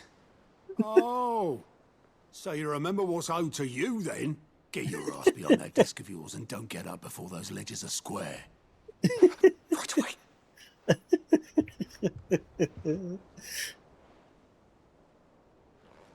I've seen that before. Yeah. Plenty of times. It was the only goblet Sid ever used. Either out of habit, or because the filthy sod couldn't be bothered to find a clean one. I knew so little about him. Like most people. Martha and the Dame both seem to have fond memories of him. I bet they do. How long did you know Sid before he... Before he died. 20 summers, give or take. Back in the day, I was a purser on a trade ship, which is where I met him. He bought passage to I forget where. But having nothing better to do on the long nights, we set up drinking island rum till the morning bell dragged me back to my duties. Quit my post not long after that, on account of making a fine maiden's belly fat. But me and Sid stayed close, promising we'd one day sail the seas again. That was before fate stepped in and said she was having none of it. The magic woke inside my son soon after his first name day, and there was no hiding his knack. Couldn't you and your family have? My family were the ones who summoned the constable, wanted the monster taken away. I couldn't turn my back on him, forget what I felt, and I couldn't for the life of me understand how they could. Luckily, Sid was of the same mind as me. It was him who stood beside me when all I wanted was to tear the whole world down. Him who cried for me when I had no tears left of my own. Him who swore he'd do everything he could to stop it from happening again. And he was true to his word, too. Left the Royal Army once and for all. His ranks, his ribbons, gone. Just like that. Threw away everything he had. All to right a wrong that no one else had the courage to face. I knew then I'd follow that man to the ends of the earth. Wow. Oh. Flashback? Oh my god.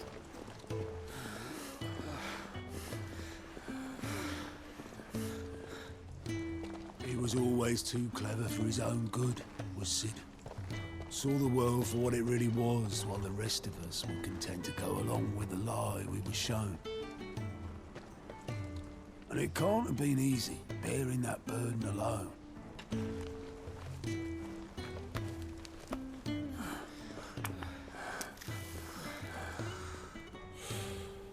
But he didn't let it stop him. He never lost faith in what he believed was right. And that gave us faith in him. Faith he'd steer us true. So I swore to myself that I'd always be right behind him, ready to catch the stubborn sod, if ever he should fall.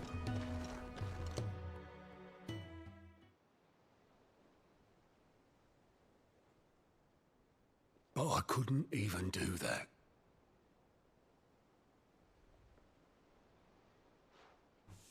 Ignore me. Just the ramblings of a tired old man. Leave that lot. I'll tidy it up in a bit. Oh, what's that slip? This is Sid's handwriting.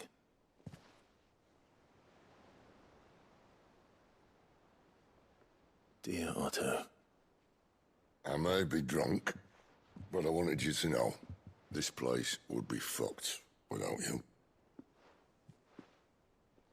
Love you, you grumpy old sod.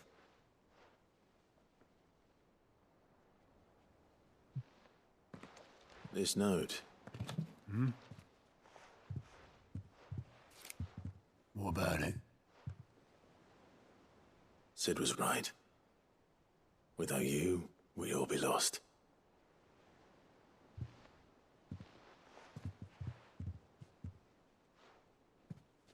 He should have bloody well said so then. Just once. Before he went. But then, why would he? Him, or anyone? I'd only have told him to piss off.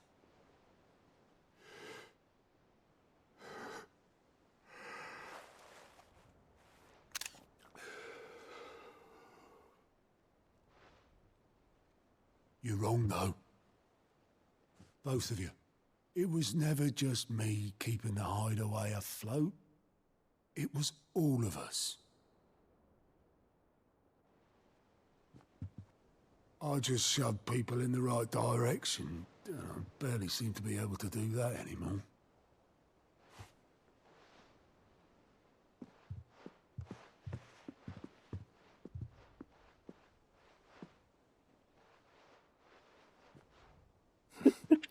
Would you rather go with the helm? Well, maybe I've got a few more years left in me. I'm going to hold you to that, Otto. Before you go, Sid would have wanted you to have this. That'll go in my room. But that's...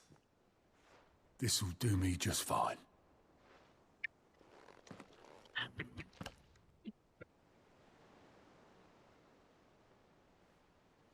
Thanks for the ray of sunshine. I'll see if I can't pay you back.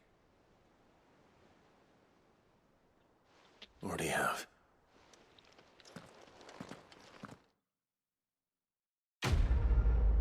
Okay, I know there was no action in that side quest. That was probably my favourite side quest.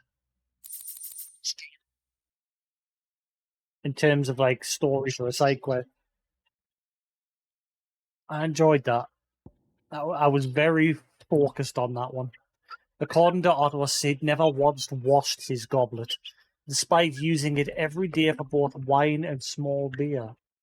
I won't have it said that I'm a poor host, Sid.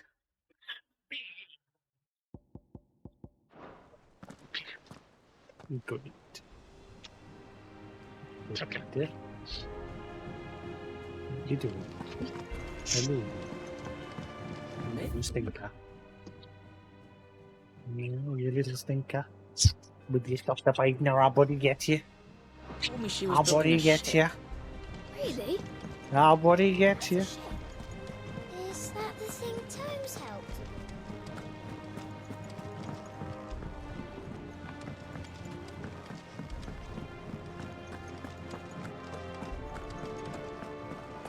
He cracked the crystal too.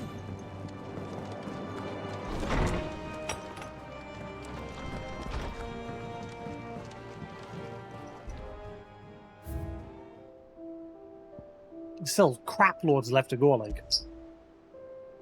Miraculously undamaged in the attack on the old hideaway. Otto held onto the featureless clay cup to remind him of his lost friend before giving it to Clive, knowing that Sid would have wanted the proud bearer of his legacy to have it.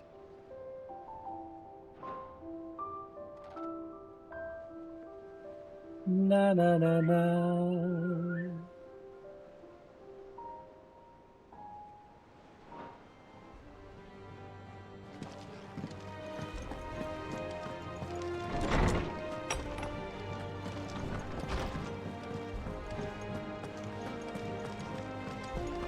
Right. Well, that's all the side quests done for now.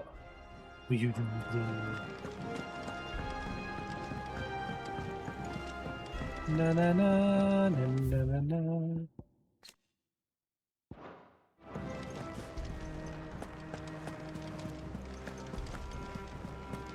Unless I give the info to Holmes.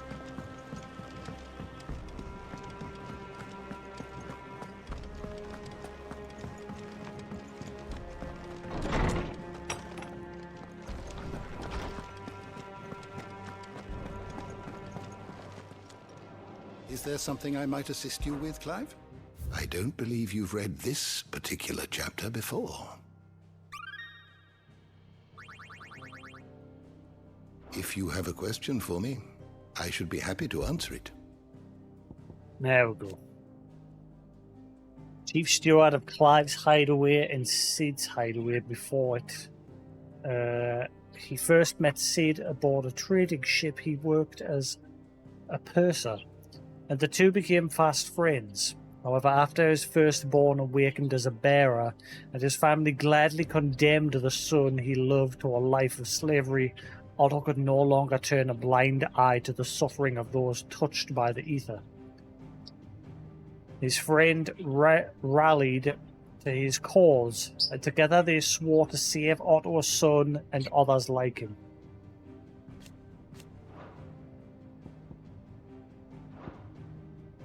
Did you learn everything you needed? I did, thanks. Bye, Torms.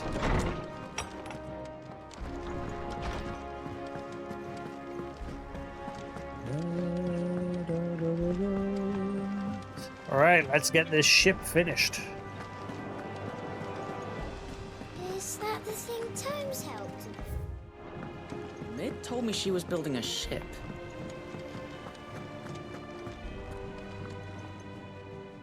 All right, Clive. Asterix. We'd finished sending half the hideaway traipsing across the twins, has she? I swear, that girl'd do anything to put off visiting her old dad's grave. No excuses now, though, eh? Not quite. She said there was one final thing she had to take care of. I'm sure she'll be finished soon enough. She said that? In those words?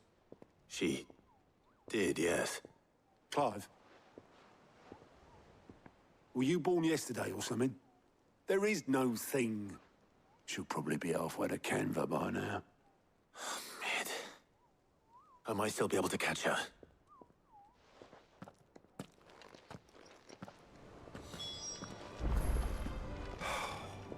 She's got to visit her old man's grave sooner or later. Huh.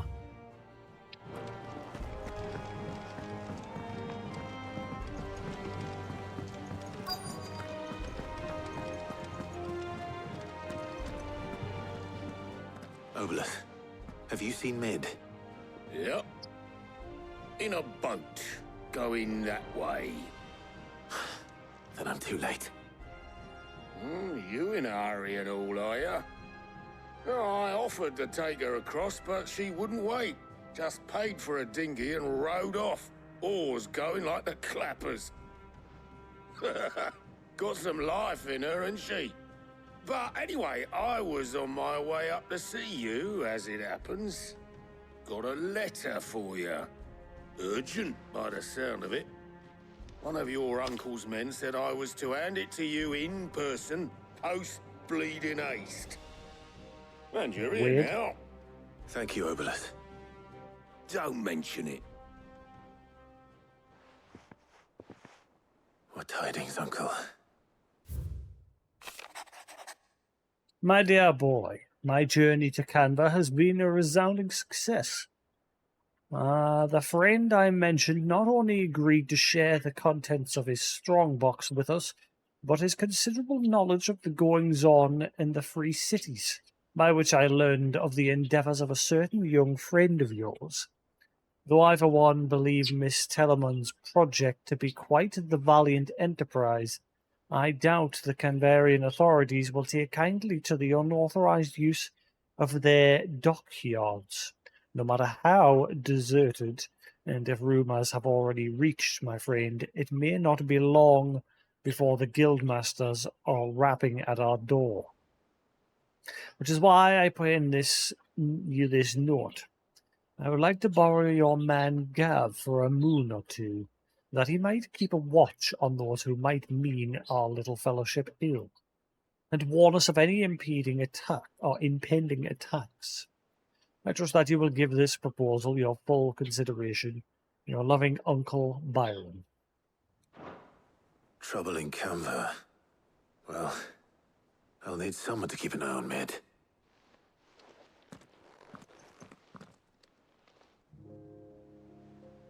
Gav, my man. So what? Mid got us to do all the dirty work and then just sailed off into the sunset? It, seems that way. Well, nothing we can do about it now. But next time you plan on visiting Sid, you might want to tie her to something before you suggest it. Ah, don't be so hard on her. Gotta admit, the dirty work was kind of fun. Everyone pitching in and all that bollocks. Just like when we built this place. You're right. Anyway, we all set to head to the old hideaway. I could do with getting to Canva pretty sharpish. Wouldn't do to keep Lord Rosfield of the Seven High Houses waiting now, would it? Not after he asked for me personally. Gav will be leaving with me. Will you mind the place while we're gone? You can count on me. Just be sure to give Sid and the others my regards. All right. Oh, by the way, Jill will be joining us too. She's got some things to take care of, but she'll meet us there. I hope she's telling the truth at least.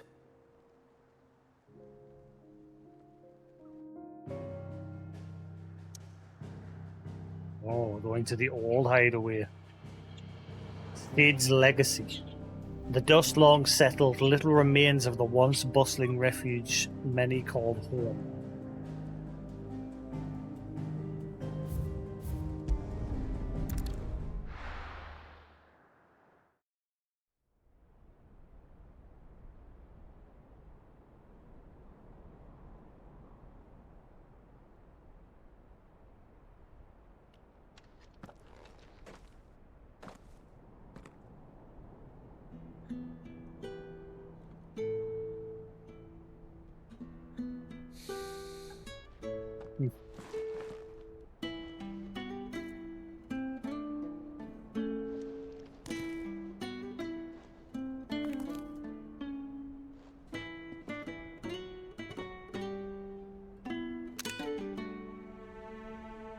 Well, Sid,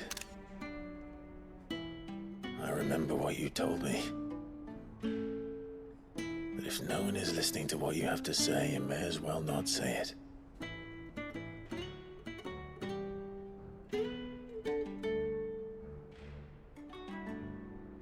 But I will say this, old friend.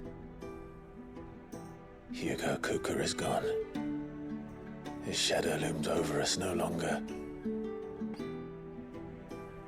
It's a pity the Phoenix can't be in two places at once. If he'd have been with us, maybe he could have done something for the lost. Not even the Phoenix can bring people back from the dead. Life has a beginning and an end. So we must live while we have the chance. And not as slaves to the crystals, but as free men. May we join you?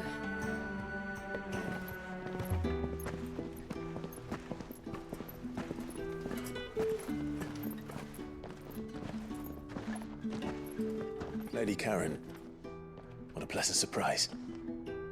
I thought I'd drop by and see how you were all doing before heading off to restock my supplies.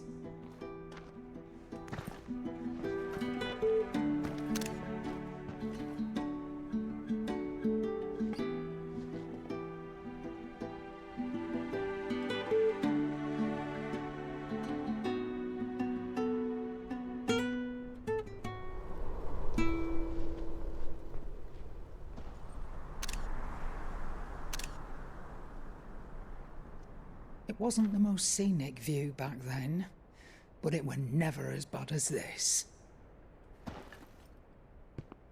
I know. The blight marches on. And soon, there will be no escaping sights like these.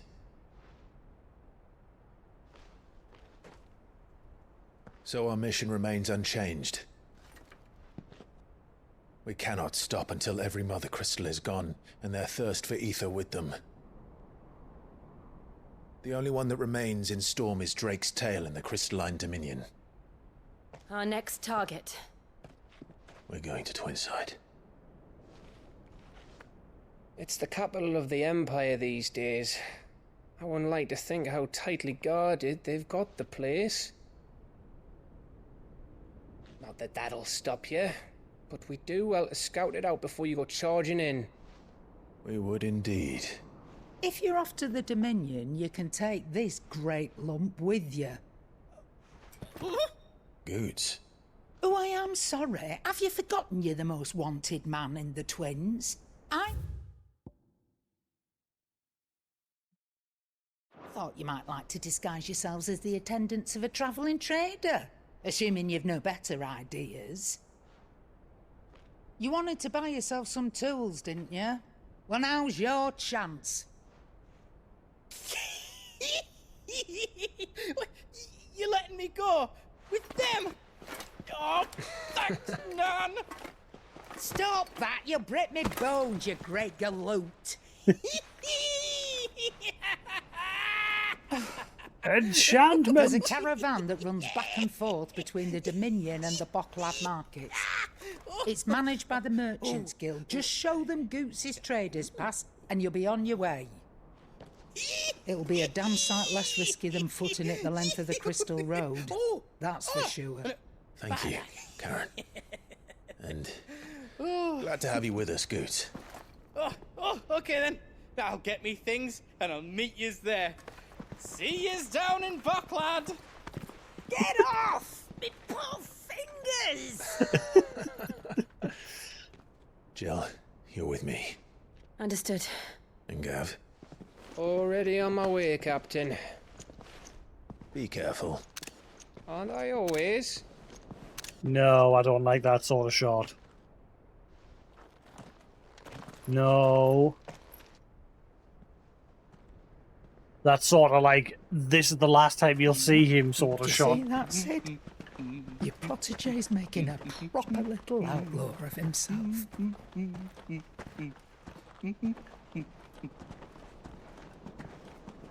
You. Oh, the heat is getting up. It is warm.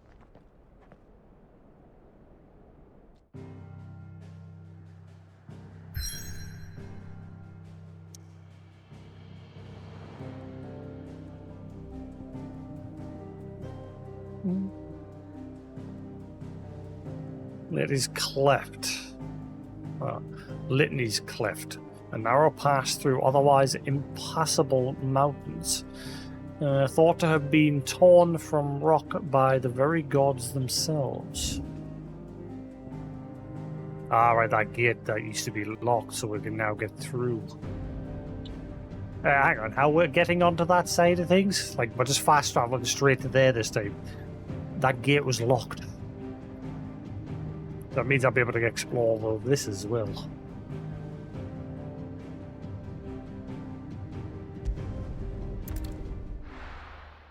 Fair enough. Da, da, da, da, da, da. Do, do, do, do, do. Da, da, da, da.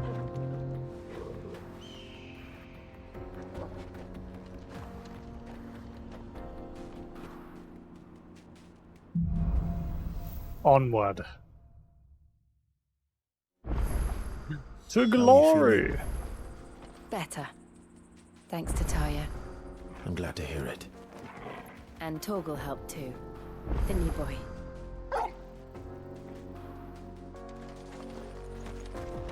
I think we're going to lose somebody on this journey.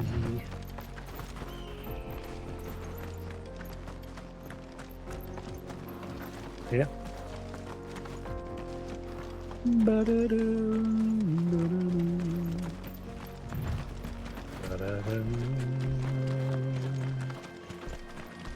This used to be a trade route for merchants crossing the Scars, till the Republic laid a new road wide enough to let wagons pass, and all official traffic moved there. Oh. Leaving this one for those living outside the law. Indeed. I doubt we'll be the only outlaws on the trail today. Look at that.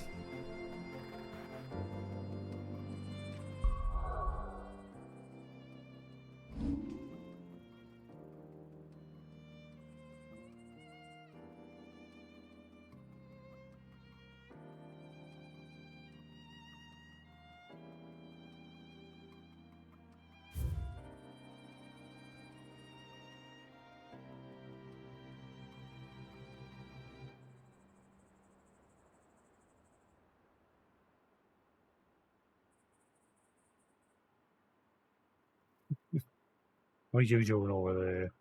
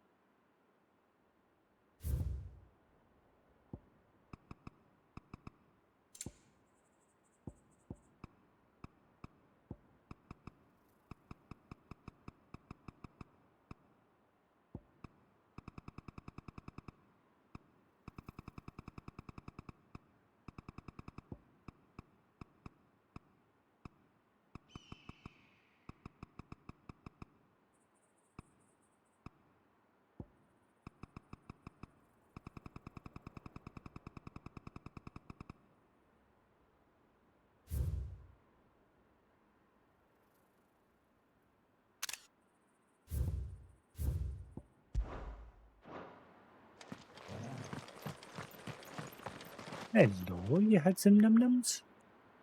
Nah, you feel the tum-tum? All good. Nah, all good. Beautiful. Nah. Oh, you're good lad. Good kiss.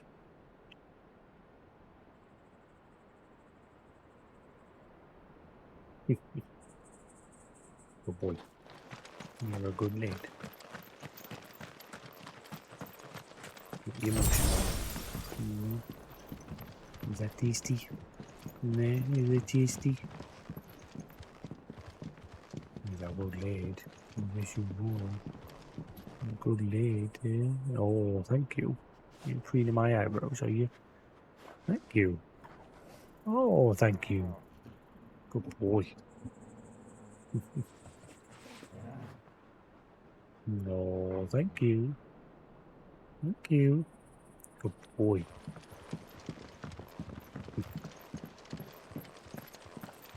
No, hope I'm boot. Good boy. Boy.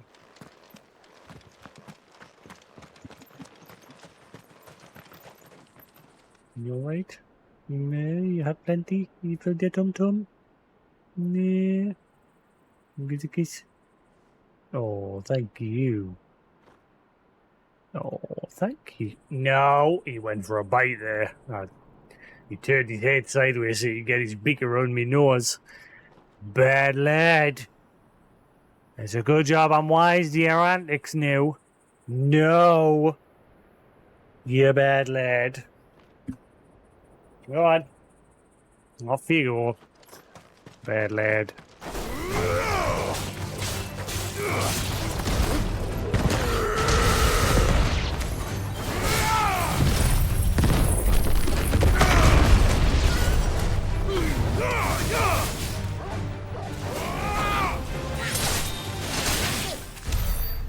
Ba-da-da-da-da.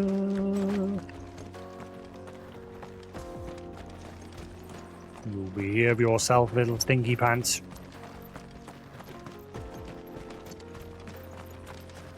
Bandits. So what do you think? That we'd be lucky to make it out alive. Really? It's as bad as that? Oh, aye. There's trouble up ahead. And too much of it for us to handle. I take it there's danger on the road. Oh, what about this fearsome-looking fellow? You think he'd be equal to the task? Well, no doubt. Assuming he's willing to hear us out. Well met, friend. My brother and I have been tasked with finding a merchant's missing cart. You seen it by any chance? How does a merchant misplace his cart? Oh, the man's a coward. When he thought goblins might come a-snarling, he ran, leaving his livelihood abandoned in the pass. He sent the two of us to fetch it, but it's gone. Now, I'm not much of a thinker, but I know the work of thieves when I see it. My brother's right on all accounts. And by my estimation, the bastards are lying in wait just down the road. We may have seen our share of action, true, but we've not got the skill in arms to boldly brave an ambush. You, however, have the look of a man who needn't fear a band of backwater ruffians. What do you say? Will you help us out? Chances are they'll come for you either way. But if you promise to lend us a hand, at least you'll pocket a reward for your troubles.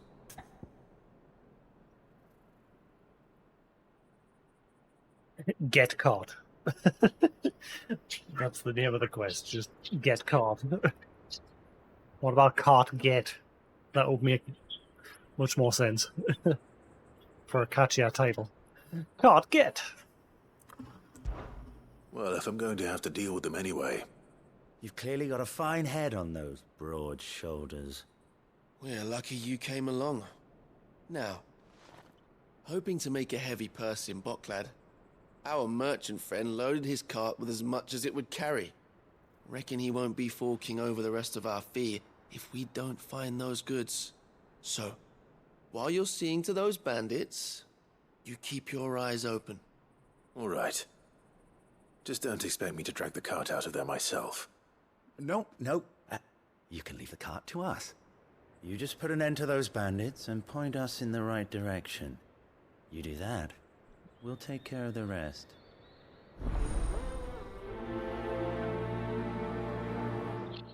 I sense scumbaggery. You'll be doing Botclad a favor if you can clear out that pass. Why, I dare say they'll give you a hero's welcome.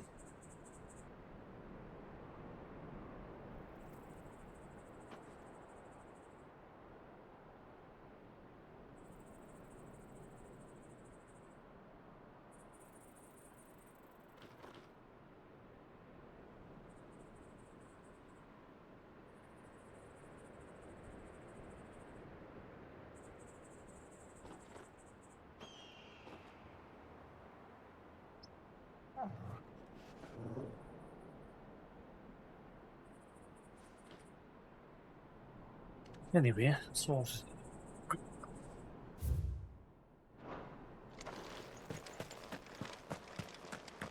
I'm not sure I trust those two. But if there are bandits lying in wait, I should probably take care of them. Look lively, you lot. We've got guests. These must be our bandits. Over the top.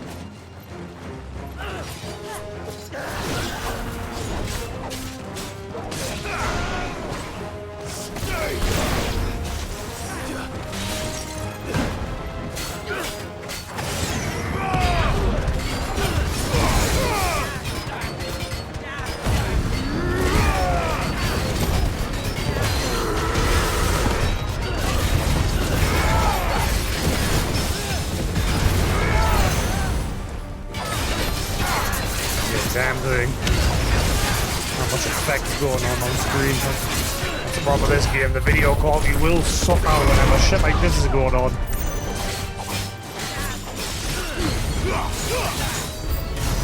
Nothing can be done about it, unfortunately. Ow, I pressed dodge.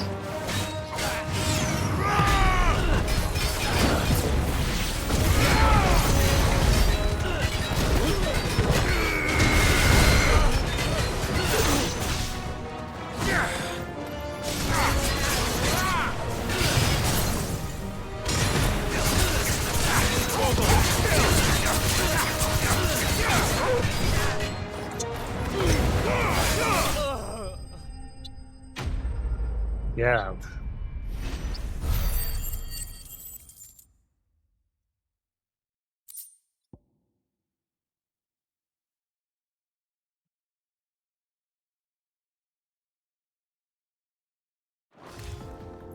That's them dealt with. Now, where's that cart? Hello. What do you do?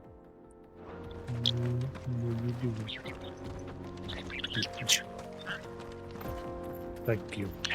No, the popo. Kiss. Thank you.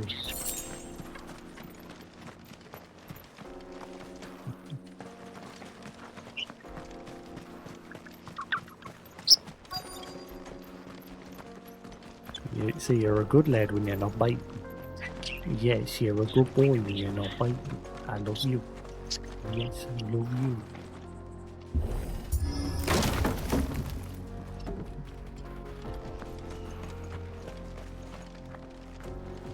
Watermelons? Another. Gashal greens.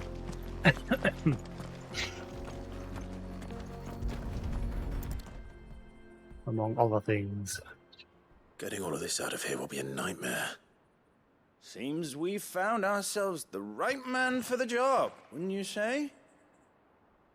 Found the cart and didn't leave a single bastard breathing.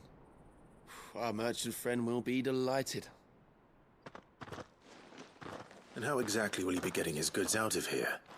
You leave that to us. After all, it'd be wrong to make such a fine warrior haul cabbages to market. You've done your part. And that's all you need to worry about. Here.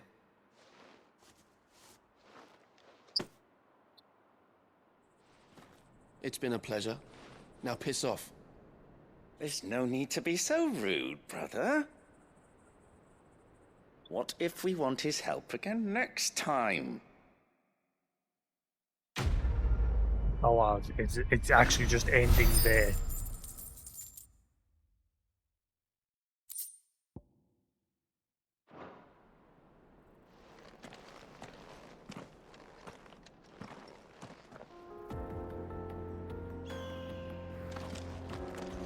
You've had your reward and you're not getting any more. Now piss off.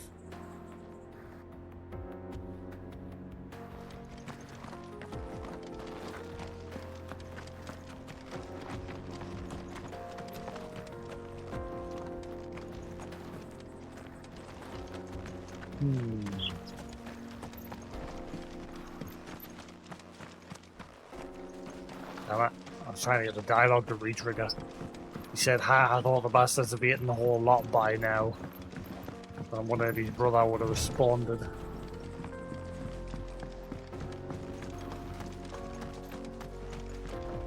Nope. Well, moving on.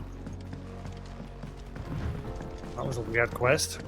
I see the Dalmex lag behind Rosaria when it comes to bridge building. The fallen ruin should hold, at least. The path continues on the other side.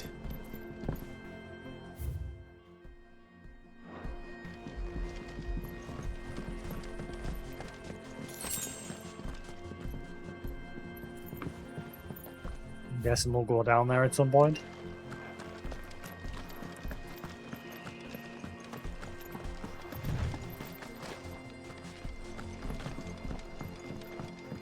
No chests. Nope.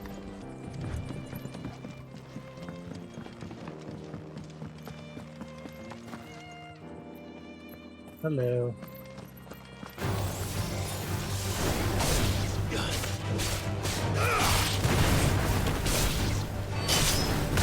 What are you lot?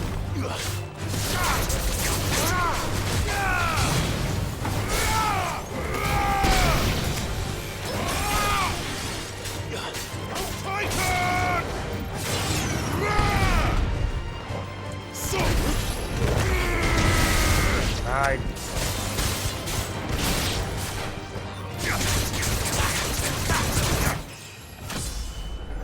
Level up.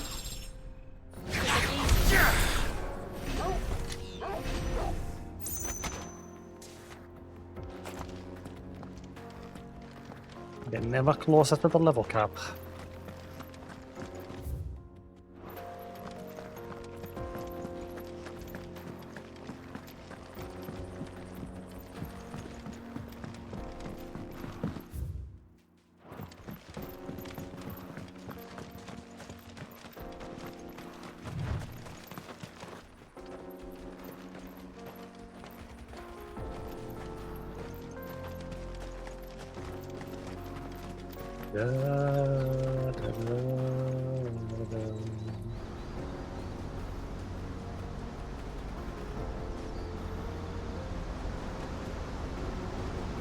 Ooh.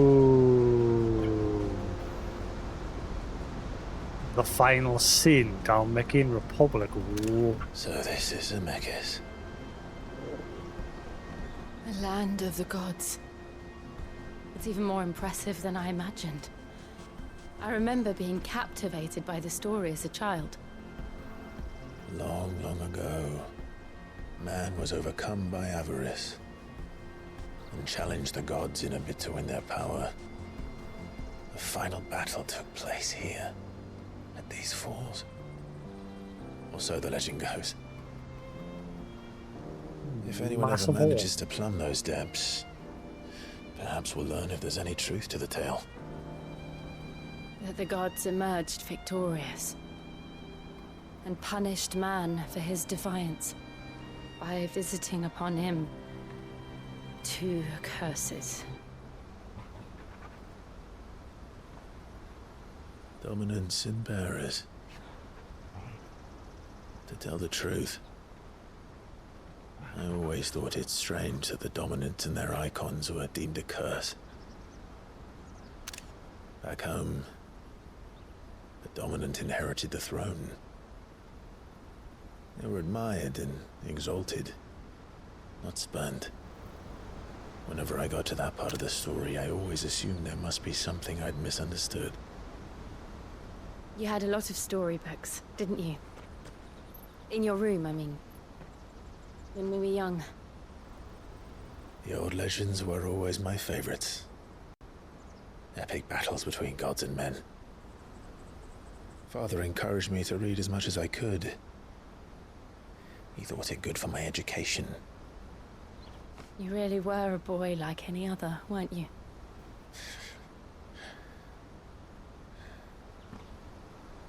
Just look at this place. It's enough to make you believe the legends are true. I know.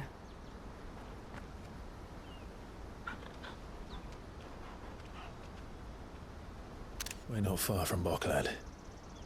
The road will be busier up ahead. And we'll have to keep our wits about us.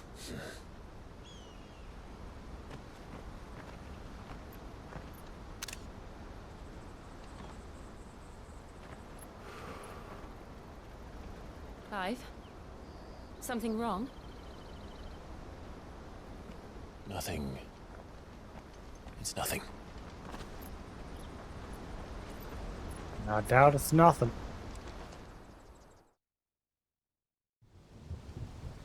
Meanwhile, ...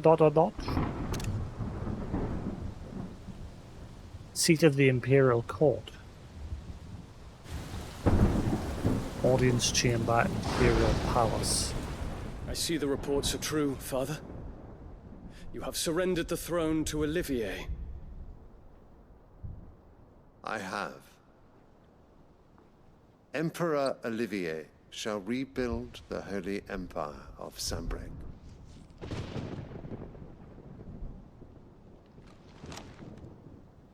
How is he to rule an empire?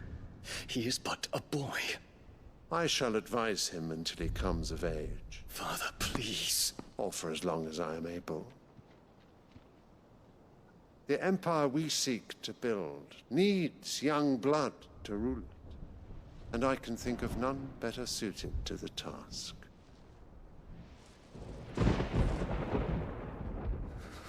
There is other news, Dion. Hugo Kupka is dead, and Drake's Fang destroyed. The pillars of the Republic have fallen. Ere long, the Imperial banner shall fly over every city in Storm. And then Valisthea. All shall bow before their emperor. Father, these are the words of a tyrant. They are the words of a god. The emperor whom I gladly serve. Great Grieger, made flesh.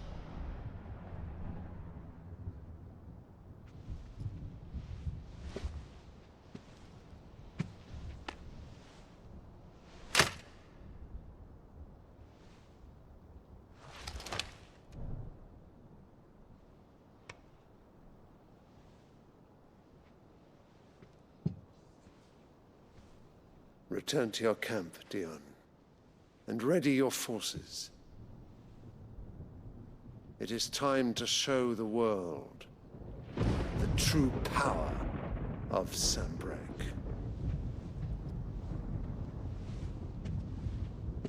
Father. I find you much changed. Is this truly the path you wish to tread? Or are these the ambitions of another? Of Ultima, perhaps? What nonsense is this? Oh. I speak my mind, and my mind only. Though I do owe Annabella thanks for reminding me of certain truths regarding the nature of nations, of rulers, and of the divine. You would trust the words of this traitress? She betrayed her country. She slew her husband. You have ever been an invaluable servant to Sambrek, Prince Dion. I trust you will continue to serve your Emperor in the wars to come. Canker! Silence! Insolent wretch! You will bend the knee. All else is heresy. Sire, forgive me. This audience is over. Come, your radiance. The Rowena Syndicate awaits your pleasure. Oh, not another meeting with silly old men. They're so boring. Why is his little I'm toy in the hungry, chair Father. got blue Can't we have eyes? luncheon instead? Like glowing blue eyes.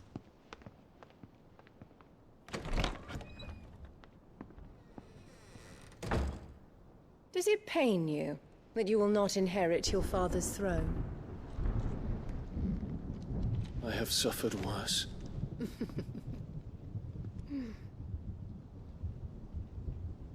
Count your blessings, Dion. For a base-born child to be chosen by Bahamut is miracle enough. You have risen high on his wings, but you shall rise no higher, lest your impure blood stain the throne. What do you know of my blood?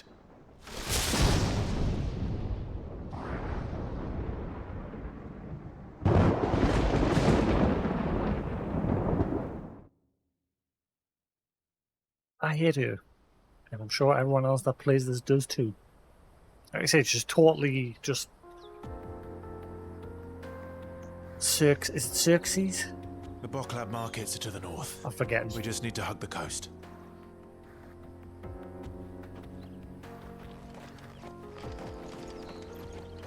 Okay, is it Xerxes?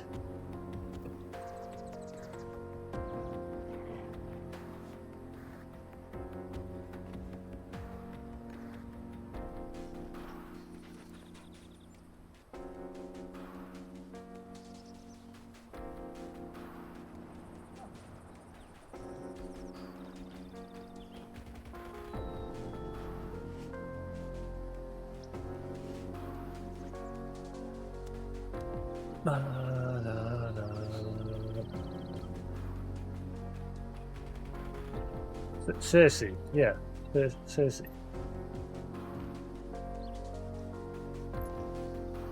That's close, Cersei. She is pretty much her in this.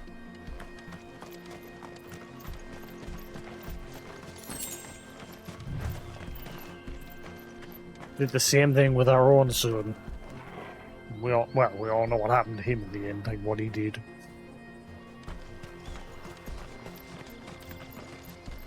Well, two of our sons. If I remember correctly. Two.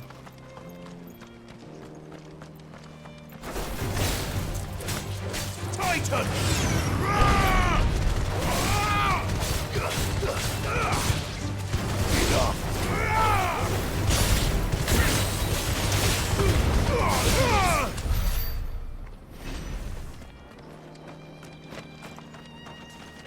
One was a total shit, and the other one took a plunge. Infiltrating the Dominion won't be easy with the Imperials on high alert. No. His Radiance has lost one capital already. We can be sure Sylvester will do everything in his power to hold on to Twinside. His troops are well-trained and increasingly battle-hardened. But it's not as if we can wait for the siege to end.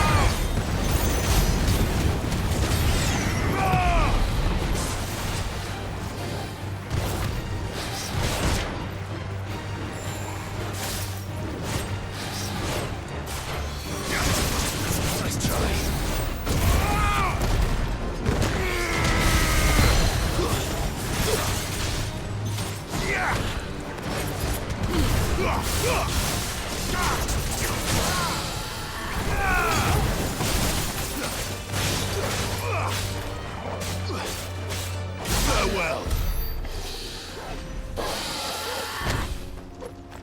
Down you go.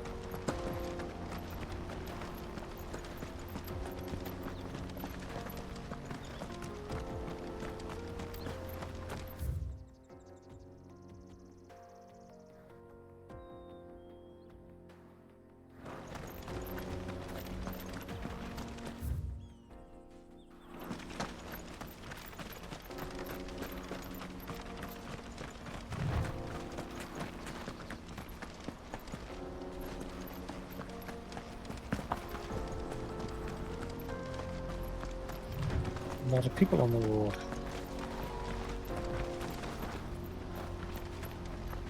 Alright. Headed over to the Crystalline Dominion too, are you? There's good gil to be made there, believe you me. Yeah. Alright. The minute I heard them bandits had blown up Drake's Fang, I packed up me store and pulled me boots on. And so did you, Hello. eh? I did have a plan to make me fortune with some baths down by the Dallamil Inn. How can anybody sit back and relax in a land that ain't got a whiff of the crystal's blessing no more? And that's when it hit me. If you're looking for lucre, the Dominion's the place to be. Soon enough, half a storm will be headed there. If I can get in first and set up shop, I'll have a license to mint gil. The guildmasters at Camphor will be beggars by comparison. I'll be famous in all four corners of Storm soon enough. And I'll have a fortune that'll make me ma and pa proud. That guy. The one that likes to talk a lot.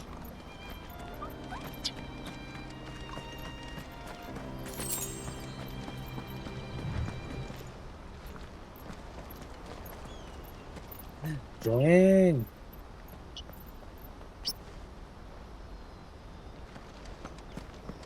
Big critter.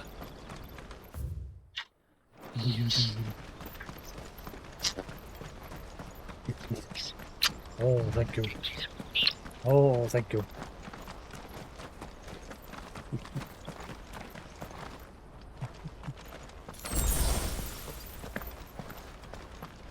Delayed. Yeah. They've closed the road to Randalar. If the siege breaks, they'll need more than this to stop the Imperial legions marching on the capital.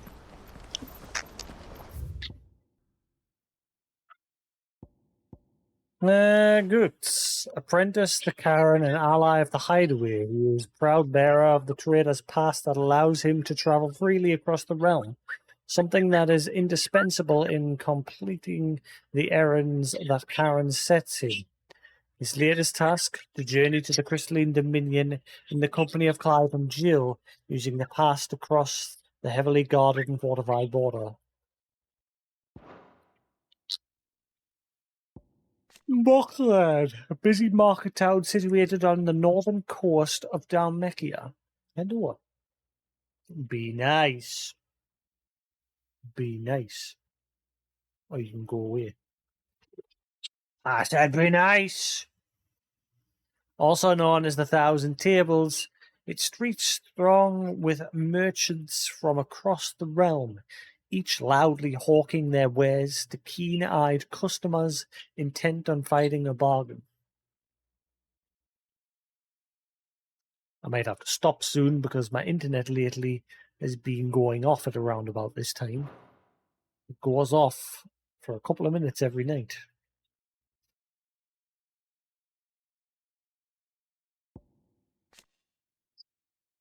Holy Empress Investor and ISPs have a habit of doing that. I know another streamer that I think it was Dan from Dan's Gaming. He had that problem years ago with his ISP, if I remember correctly. I think a few other streamers did as well. Where ISPs will regularly just turn your connection off for a couple of minutes every night. It was usually at midnight.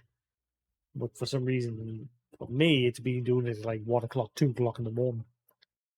By that time, I'm normally like lying in bed, just watching something on YouTube, getting ready to go to sleep for work. That's when it usually cuts off. And for me, that's usually when I'm just like, right, time for bed, time for sleep.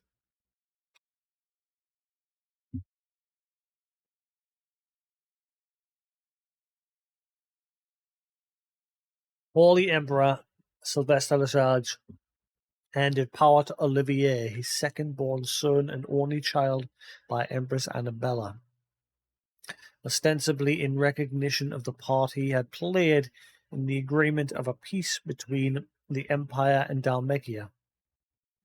While the ascension of one so young was unprecedented, Emperor Sylvester reassured those bold enough to express doubt at the wisdom of such a choice by maintaining that Great Gregor made flesh, he would merely serve as an advisor to the young new emperor until he came of age. Prince Dion, the emperor's firstborn and rightful heir to the Holy Throne, was violently opposed to the plan, but his objections fell on deaf ears. Crystalline Impasse.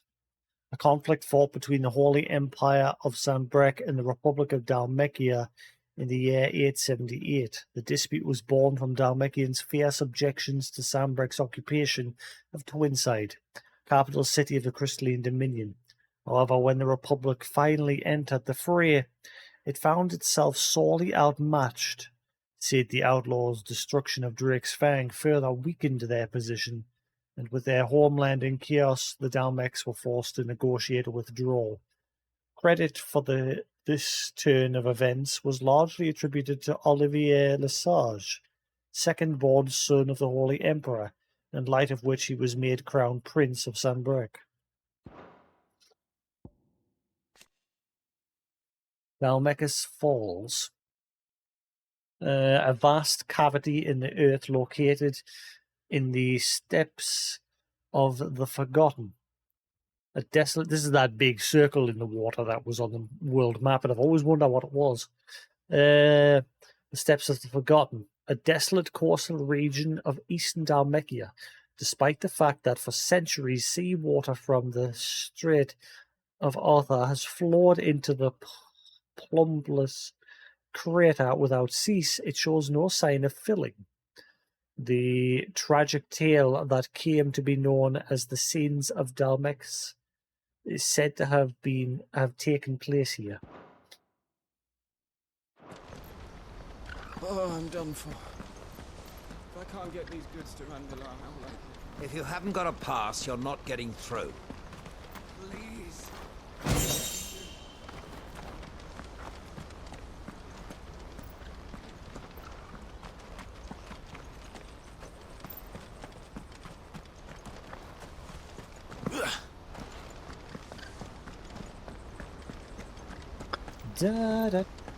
Ambrosia won't help me here. This is no time to ride.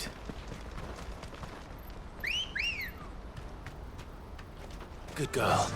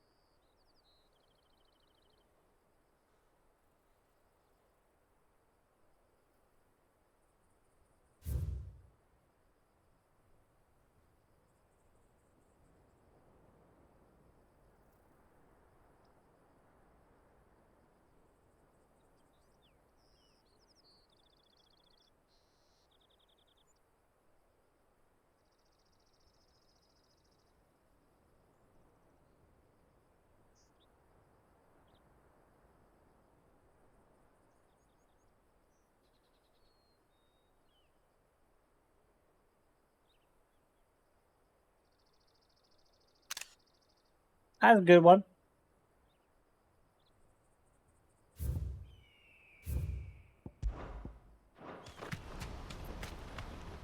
Starting to use the photo mode a bit more.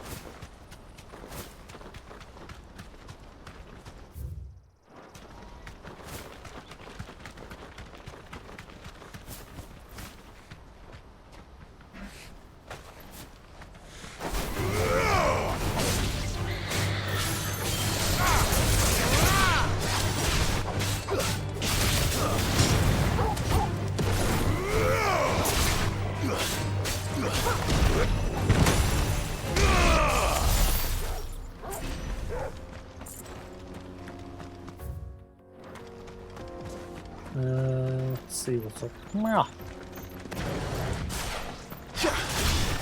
Time to fight.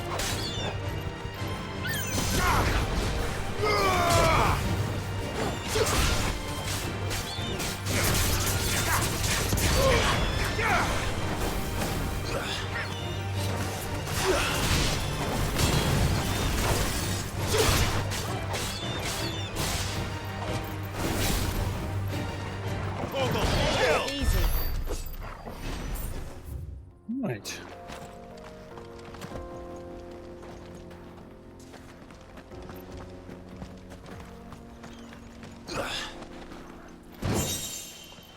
Ancient sword. Hello.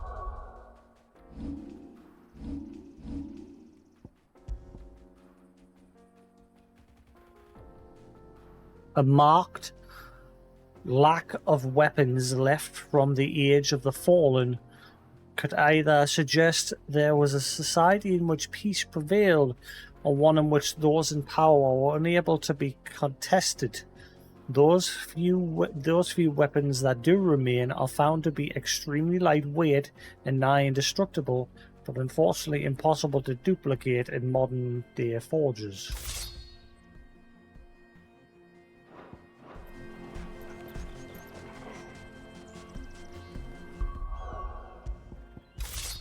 I got a better weapon.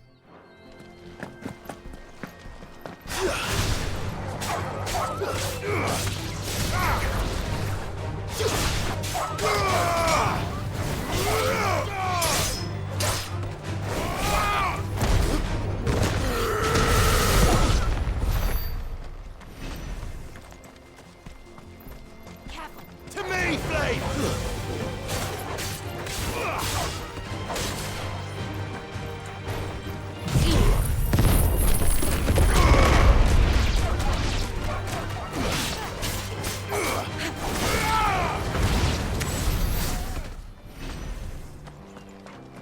Angled that just right.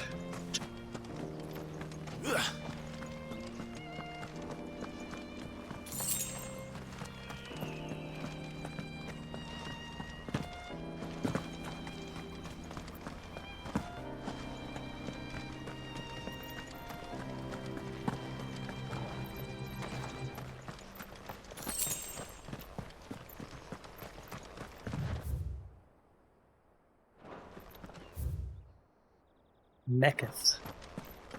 There's probably going to be a mark here at some point, just not right now. Mecheth what you will.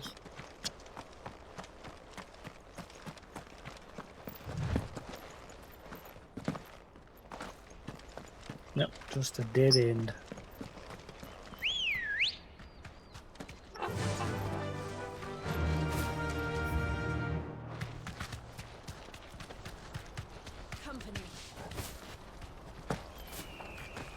Ah.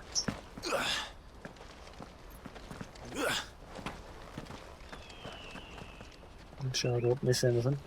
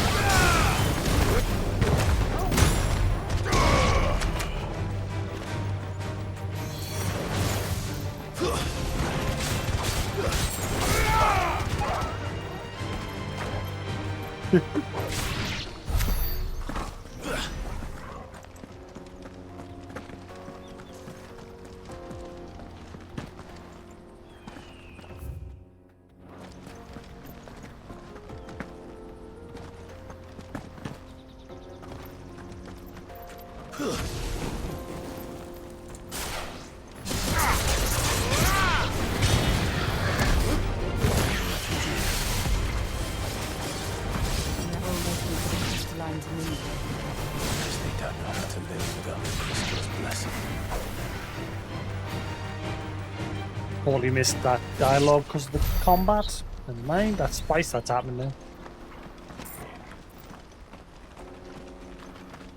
Something about people not knowing how to live without the Crystal's blessing. I guess it's referred to all these people in that way.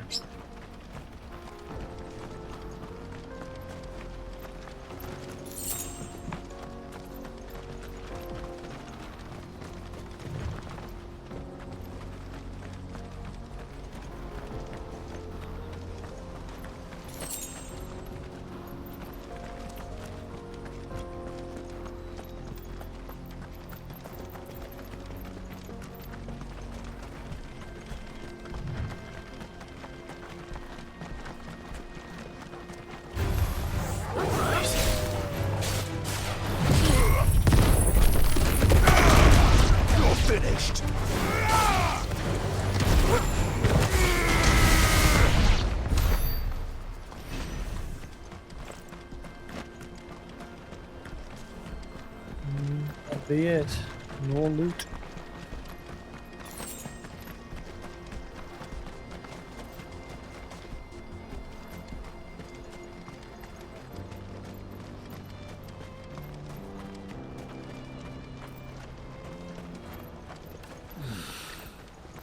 Auckland. Finally. Well. There are no crystals here. Rats. We have to keep going. The crystalline dominion is our only chance. I know, but the checkpoint.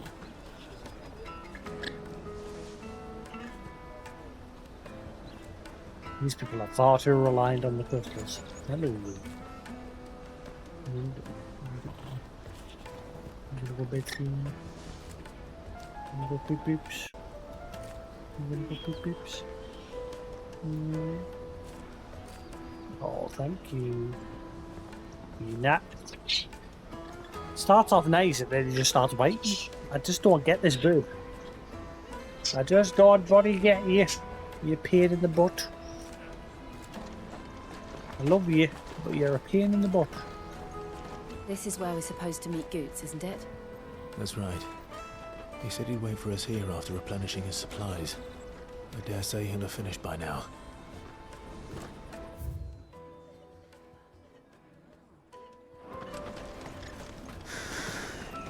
That's that then.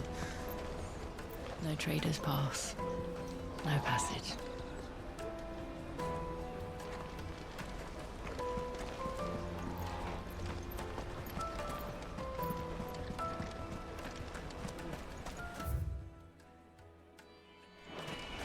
Porter for hire.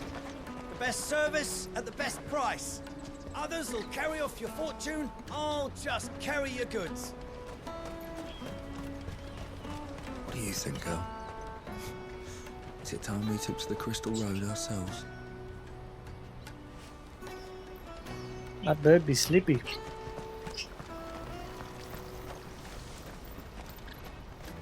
Where?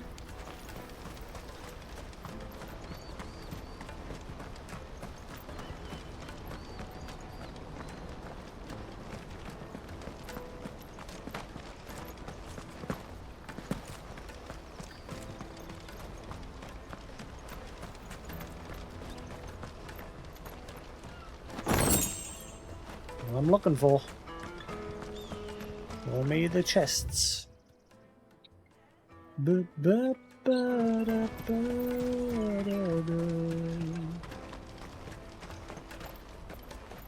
Hurry, man. I must leave. Post haste. I am hurrying, my lord.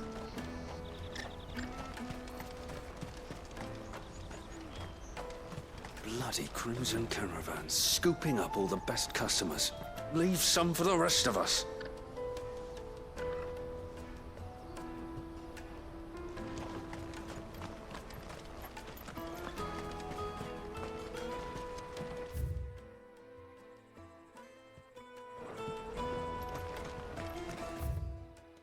Porters for hire. The caravans may bleed you dry. Aldrich may drink you dry. We'll get your goods home and dry for cheap.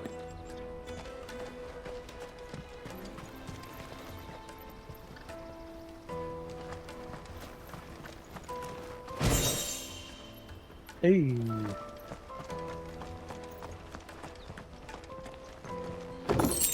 Hey. Hey. Okay, I just want to be able to go up there.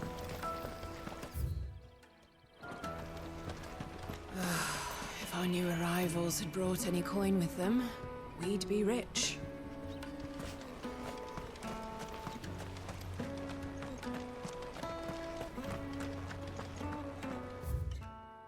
The Wheel and Crescent invites all traders and travellers, weary of foot, parched of throat, and light of belly, to rest a while within our premises.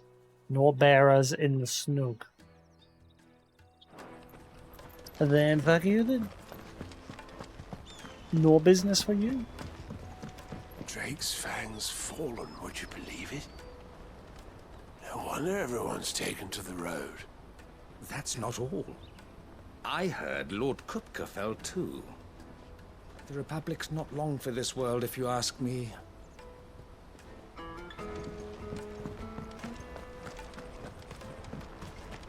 I hear the brothers found another victim. Can you believe it? I believe it, all right. What's that? The third this month? The brothers, is that the two that were met? That asked whether to get that caravan for that trader friend.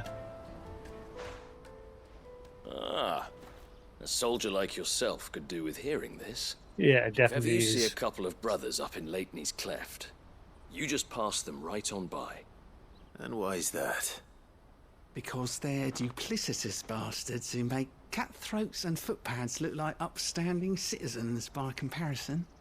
What they do is befriend a passing merchant, someone new to the area, and steer them straight into the arms of bandits. The merchant dead and his murderers busy bickering over the poor bastard's wares. The brothers set to sweet-talking some other unsuspecting fool, a warrior. Now, the brave soul charges into the footpad's den thinking he's doing the realm a favour, and when he's done, the brothers sweep in and loot the bandits and dead merchant both. Yeah, there's a lazy sort of cunning to it, I suppose. You'd think they'd run out of bandits eventually. So close to Boklad? Not bloody likely. I suppose you're right. Anyway, if you run into them, you steer clear. Or better yet, give them a damn good hiding. I really wish I had. Thanks for the warning. Oh boy, I'm guessing we'll see them again. And the next time, we'll stick our sword straight up the butts.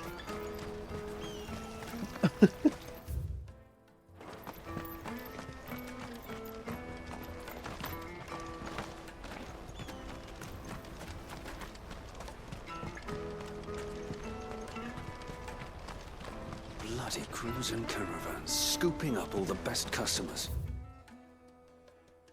You want something moving? Then Ulrich is your man.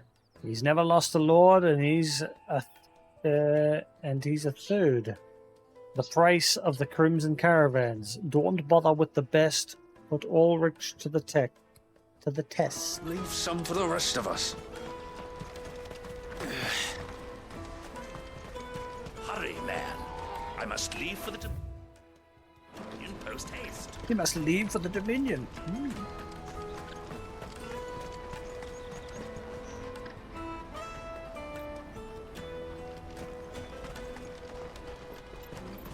Let me carry your goods. I'm cheap.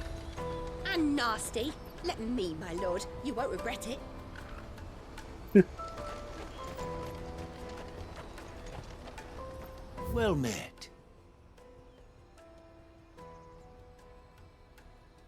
Enhancer. I don't know if I already have one here. I'm going to buy one. You've a discerning eye. Sorry, merchant would have you believe the... Okay, merchant... Ah, yeah, I already have one. Never mind. Thankfully, I'm rich.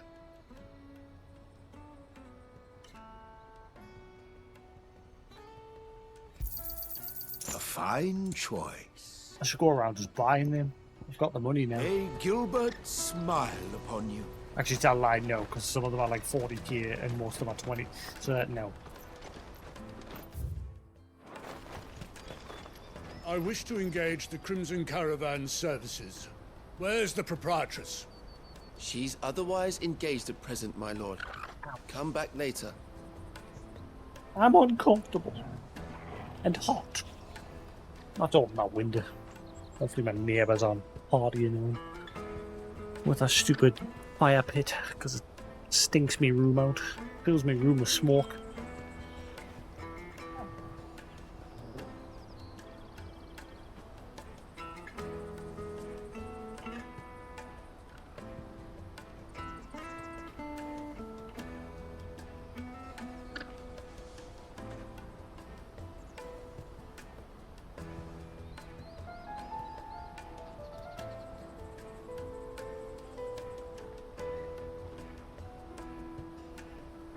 Just too warm. Now what I'm gonna do, I'm gonna just chill for a minute or two. I'm gonna open my door and let some air out. Cool air go through.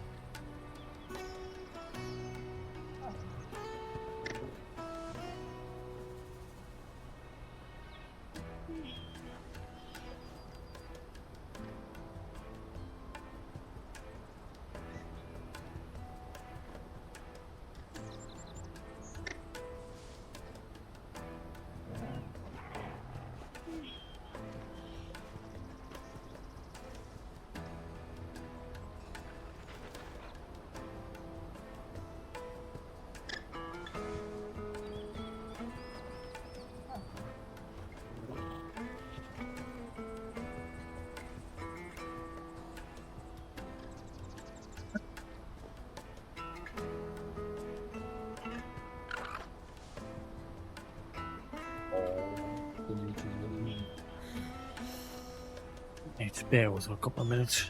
Let my room cools.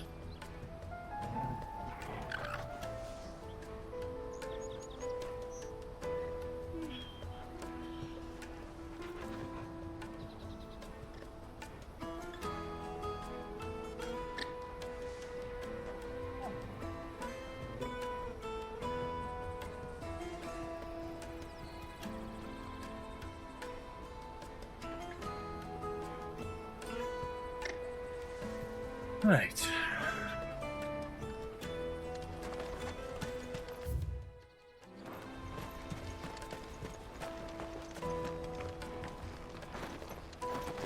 Nothing. Busy.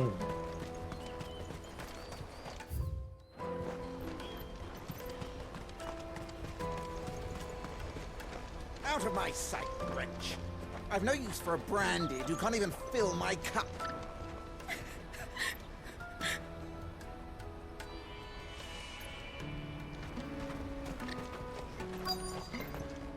Peaches and pears, beets and beans.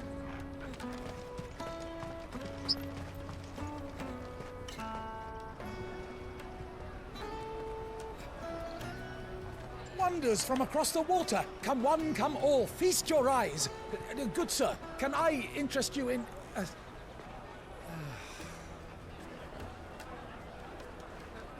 How much? For a measly crust of bread? You won't find any cheaper. Not nowadays. But you're more than welcome to look.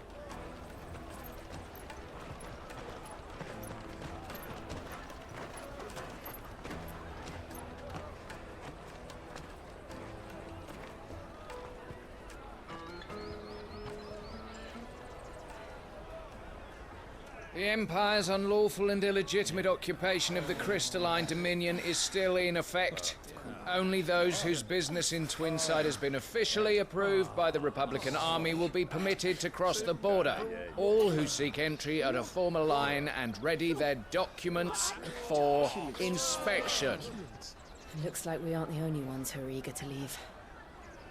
And they're checking everyone. Can't you make an Not for the likes of you. We won't get through without that pass. Let's go and find Good, shall we? Where is Boots? He must be around here somewhere.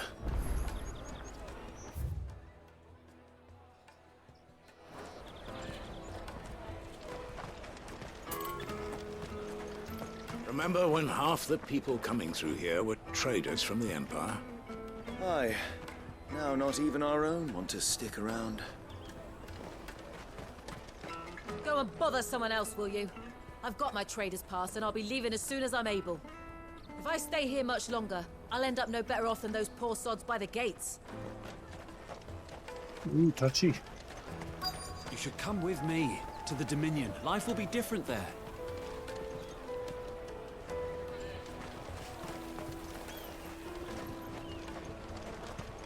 Come taste my peaches.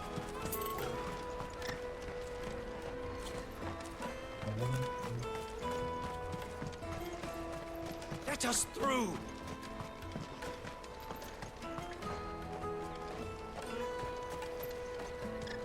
Have you got a trader's pass? No? Then fuck off. Oh, how dare you. Language. Telling you, man. I'll take the large one. An excellent choice, my lord.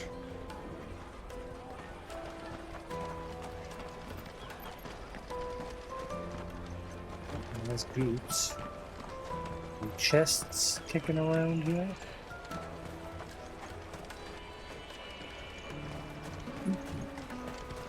Caravan stops next to the checkpoint.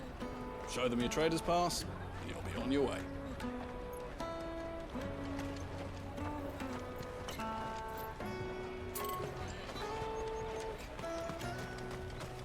Come on, come all!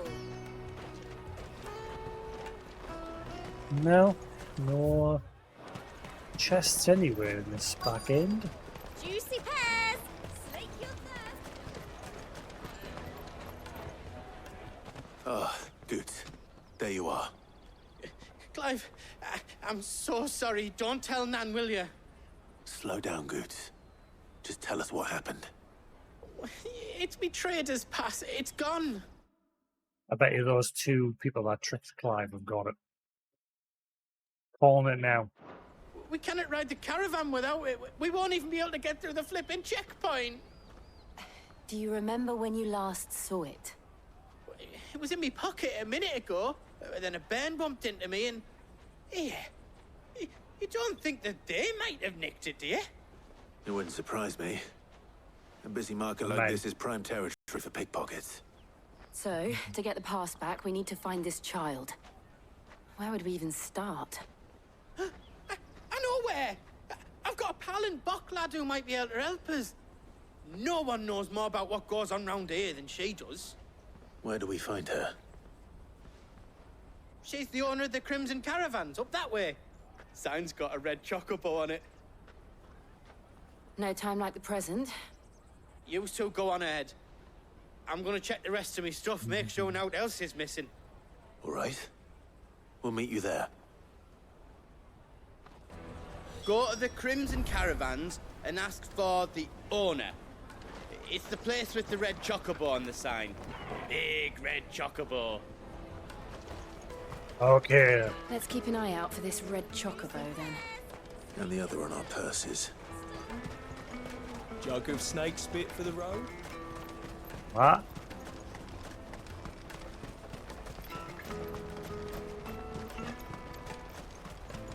Out of my sight, wretch!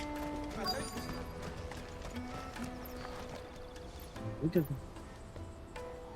you doing? You're piercing. Not. Alright, settle down. Looking to hire a coach? It's 10 million for a two-birder to the Crystalline Dominion. Take it or leave it. Oh, we're not here for that. Then I bid you good day. Oh, wait! Don't go, El. He's me mate. As I live and breathe. Goots, what are you doing back in Bocklad?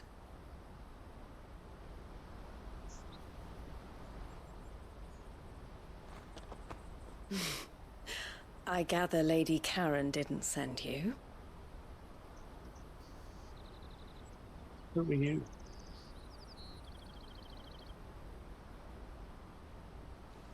So what trouble have you got yourself into this time? Let's see, the Bocklet, a busy market town situated on the northeastern coast of Dalmekia, where the Strait of Arthur drains slowly into the gaping crater of Dalnexus Falls.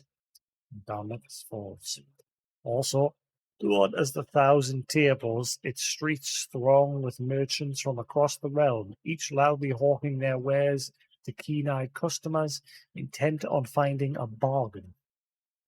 The gate at the rear of the town leads directly onto the Crystal Road and therefore out of the Republic. As such, it is heavily guarded against unauthorized entry or exit. Eloise, owner of the Crimson Caravans, a highly esteemed porterage firm in Buckland. Eloise has a knack for business and a head for figures, which she used to build her business from the ground up into the success it is today.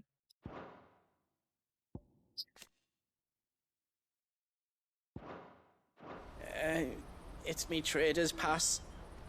It got stolen by little Ben. A little Ben. Well, the size of a marble. Honestly. Ugh. Goots told us that you know the markets well. Might you have an idea which little band could have done this? We don't intend to punish them. We just need our pass back. Then, we can be on our way. I see. So neither of you has a trader's pass either. Not that anyone would take you for traders, but I suppose that's why you came to me, correct? Now, I can't say for sure who took your pass, but I suspect I know why they did it. Let me explain. I bet you I know which band took it as well. You know that one that kept having a profile? And we kept seeing her every now and then during cutscenes? The one that sells her potions? I wonder if it was her. Maybe now we'll finally find out who she is. Because otherwise, why has she got a profile?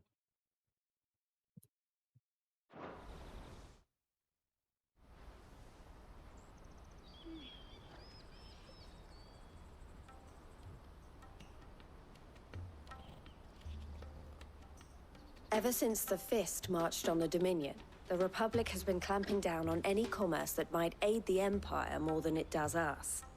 Which means traders' passes have gone from being merely a way of easing one's progress to being essential if one wishes to cross the border at all. And with demand outstripping supply, they've become a precious commodity, leading some to seek to acquire them by less than legitimate means. So the children are stealing passes to sell on the black market? Yes and no. Passes are inscribed with the names of their owners, and yet none of the victims' names have appeared on the register of those passing through the checkpoint. Which means? That someone is doctoring the stolen passes. The same someone who is encouraging the children to steal them. And the same someone who has Goots' pass, no doubt. Whoever they are, they're ruining the livelihoods of honest merchants, which is why we've decided to take a stand. Will you stand with us? You want to get your pass back, and we want to ensure that no more are stolen. Catch whoever's behind it all, and two birds shall be slain with a single stone.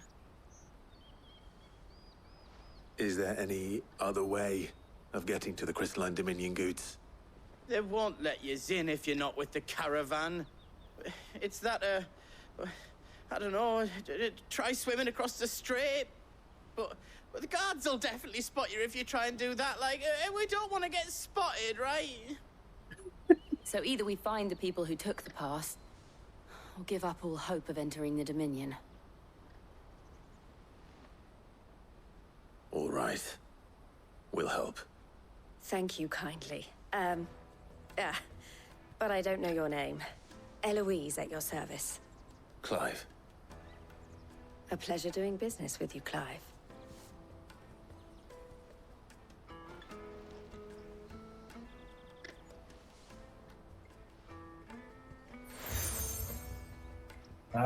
Another one. The proprietor of the furniture makers by the coach stop is spearheading the search. Wear that, and he will know you for a friend. I suggest that you speak with him first. The furniture makers. Understood. Catch a thief. There's gotta be side quests now, isn't there? No, maybe not. That's a surprise.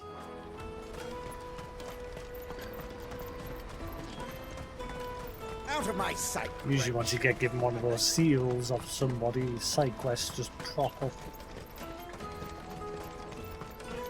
Come on, come on! Jug of snake spit for the road? What are you doing? It'll keep you warm. Oh, what are you doing? You're piercing. What's the matter? Hang on.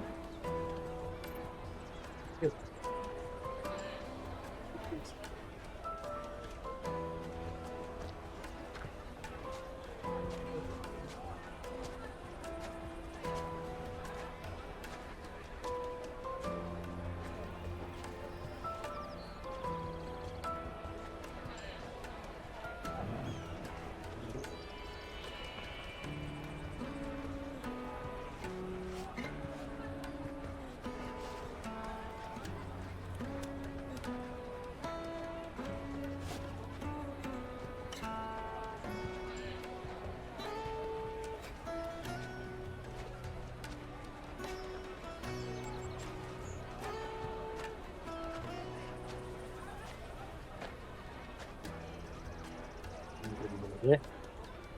Whoa, windy, windy. Jug of snake spit Windy for the there. road? It'll keep you warm. Windy. Good. Good. I'm gonna go bed. I'm gonna go keep poops.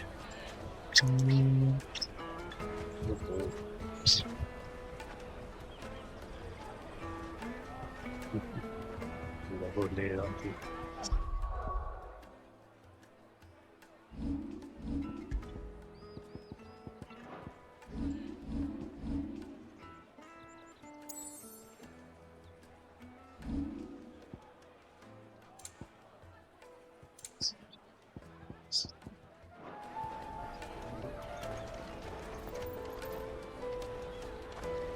The caravan stops next to the checkpoint. Show them your trade.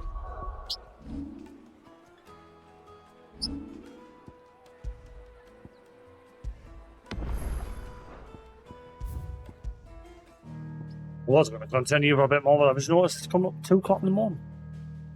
I didn't get started until late because I dozed off for a few minutes and then I had food. I had to wait for my takeaway to get here, which took like an hour and a half, annoyingly.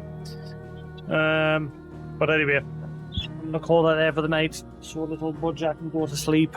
So yeah, little birdie can go to sleep. I'm going to call that there.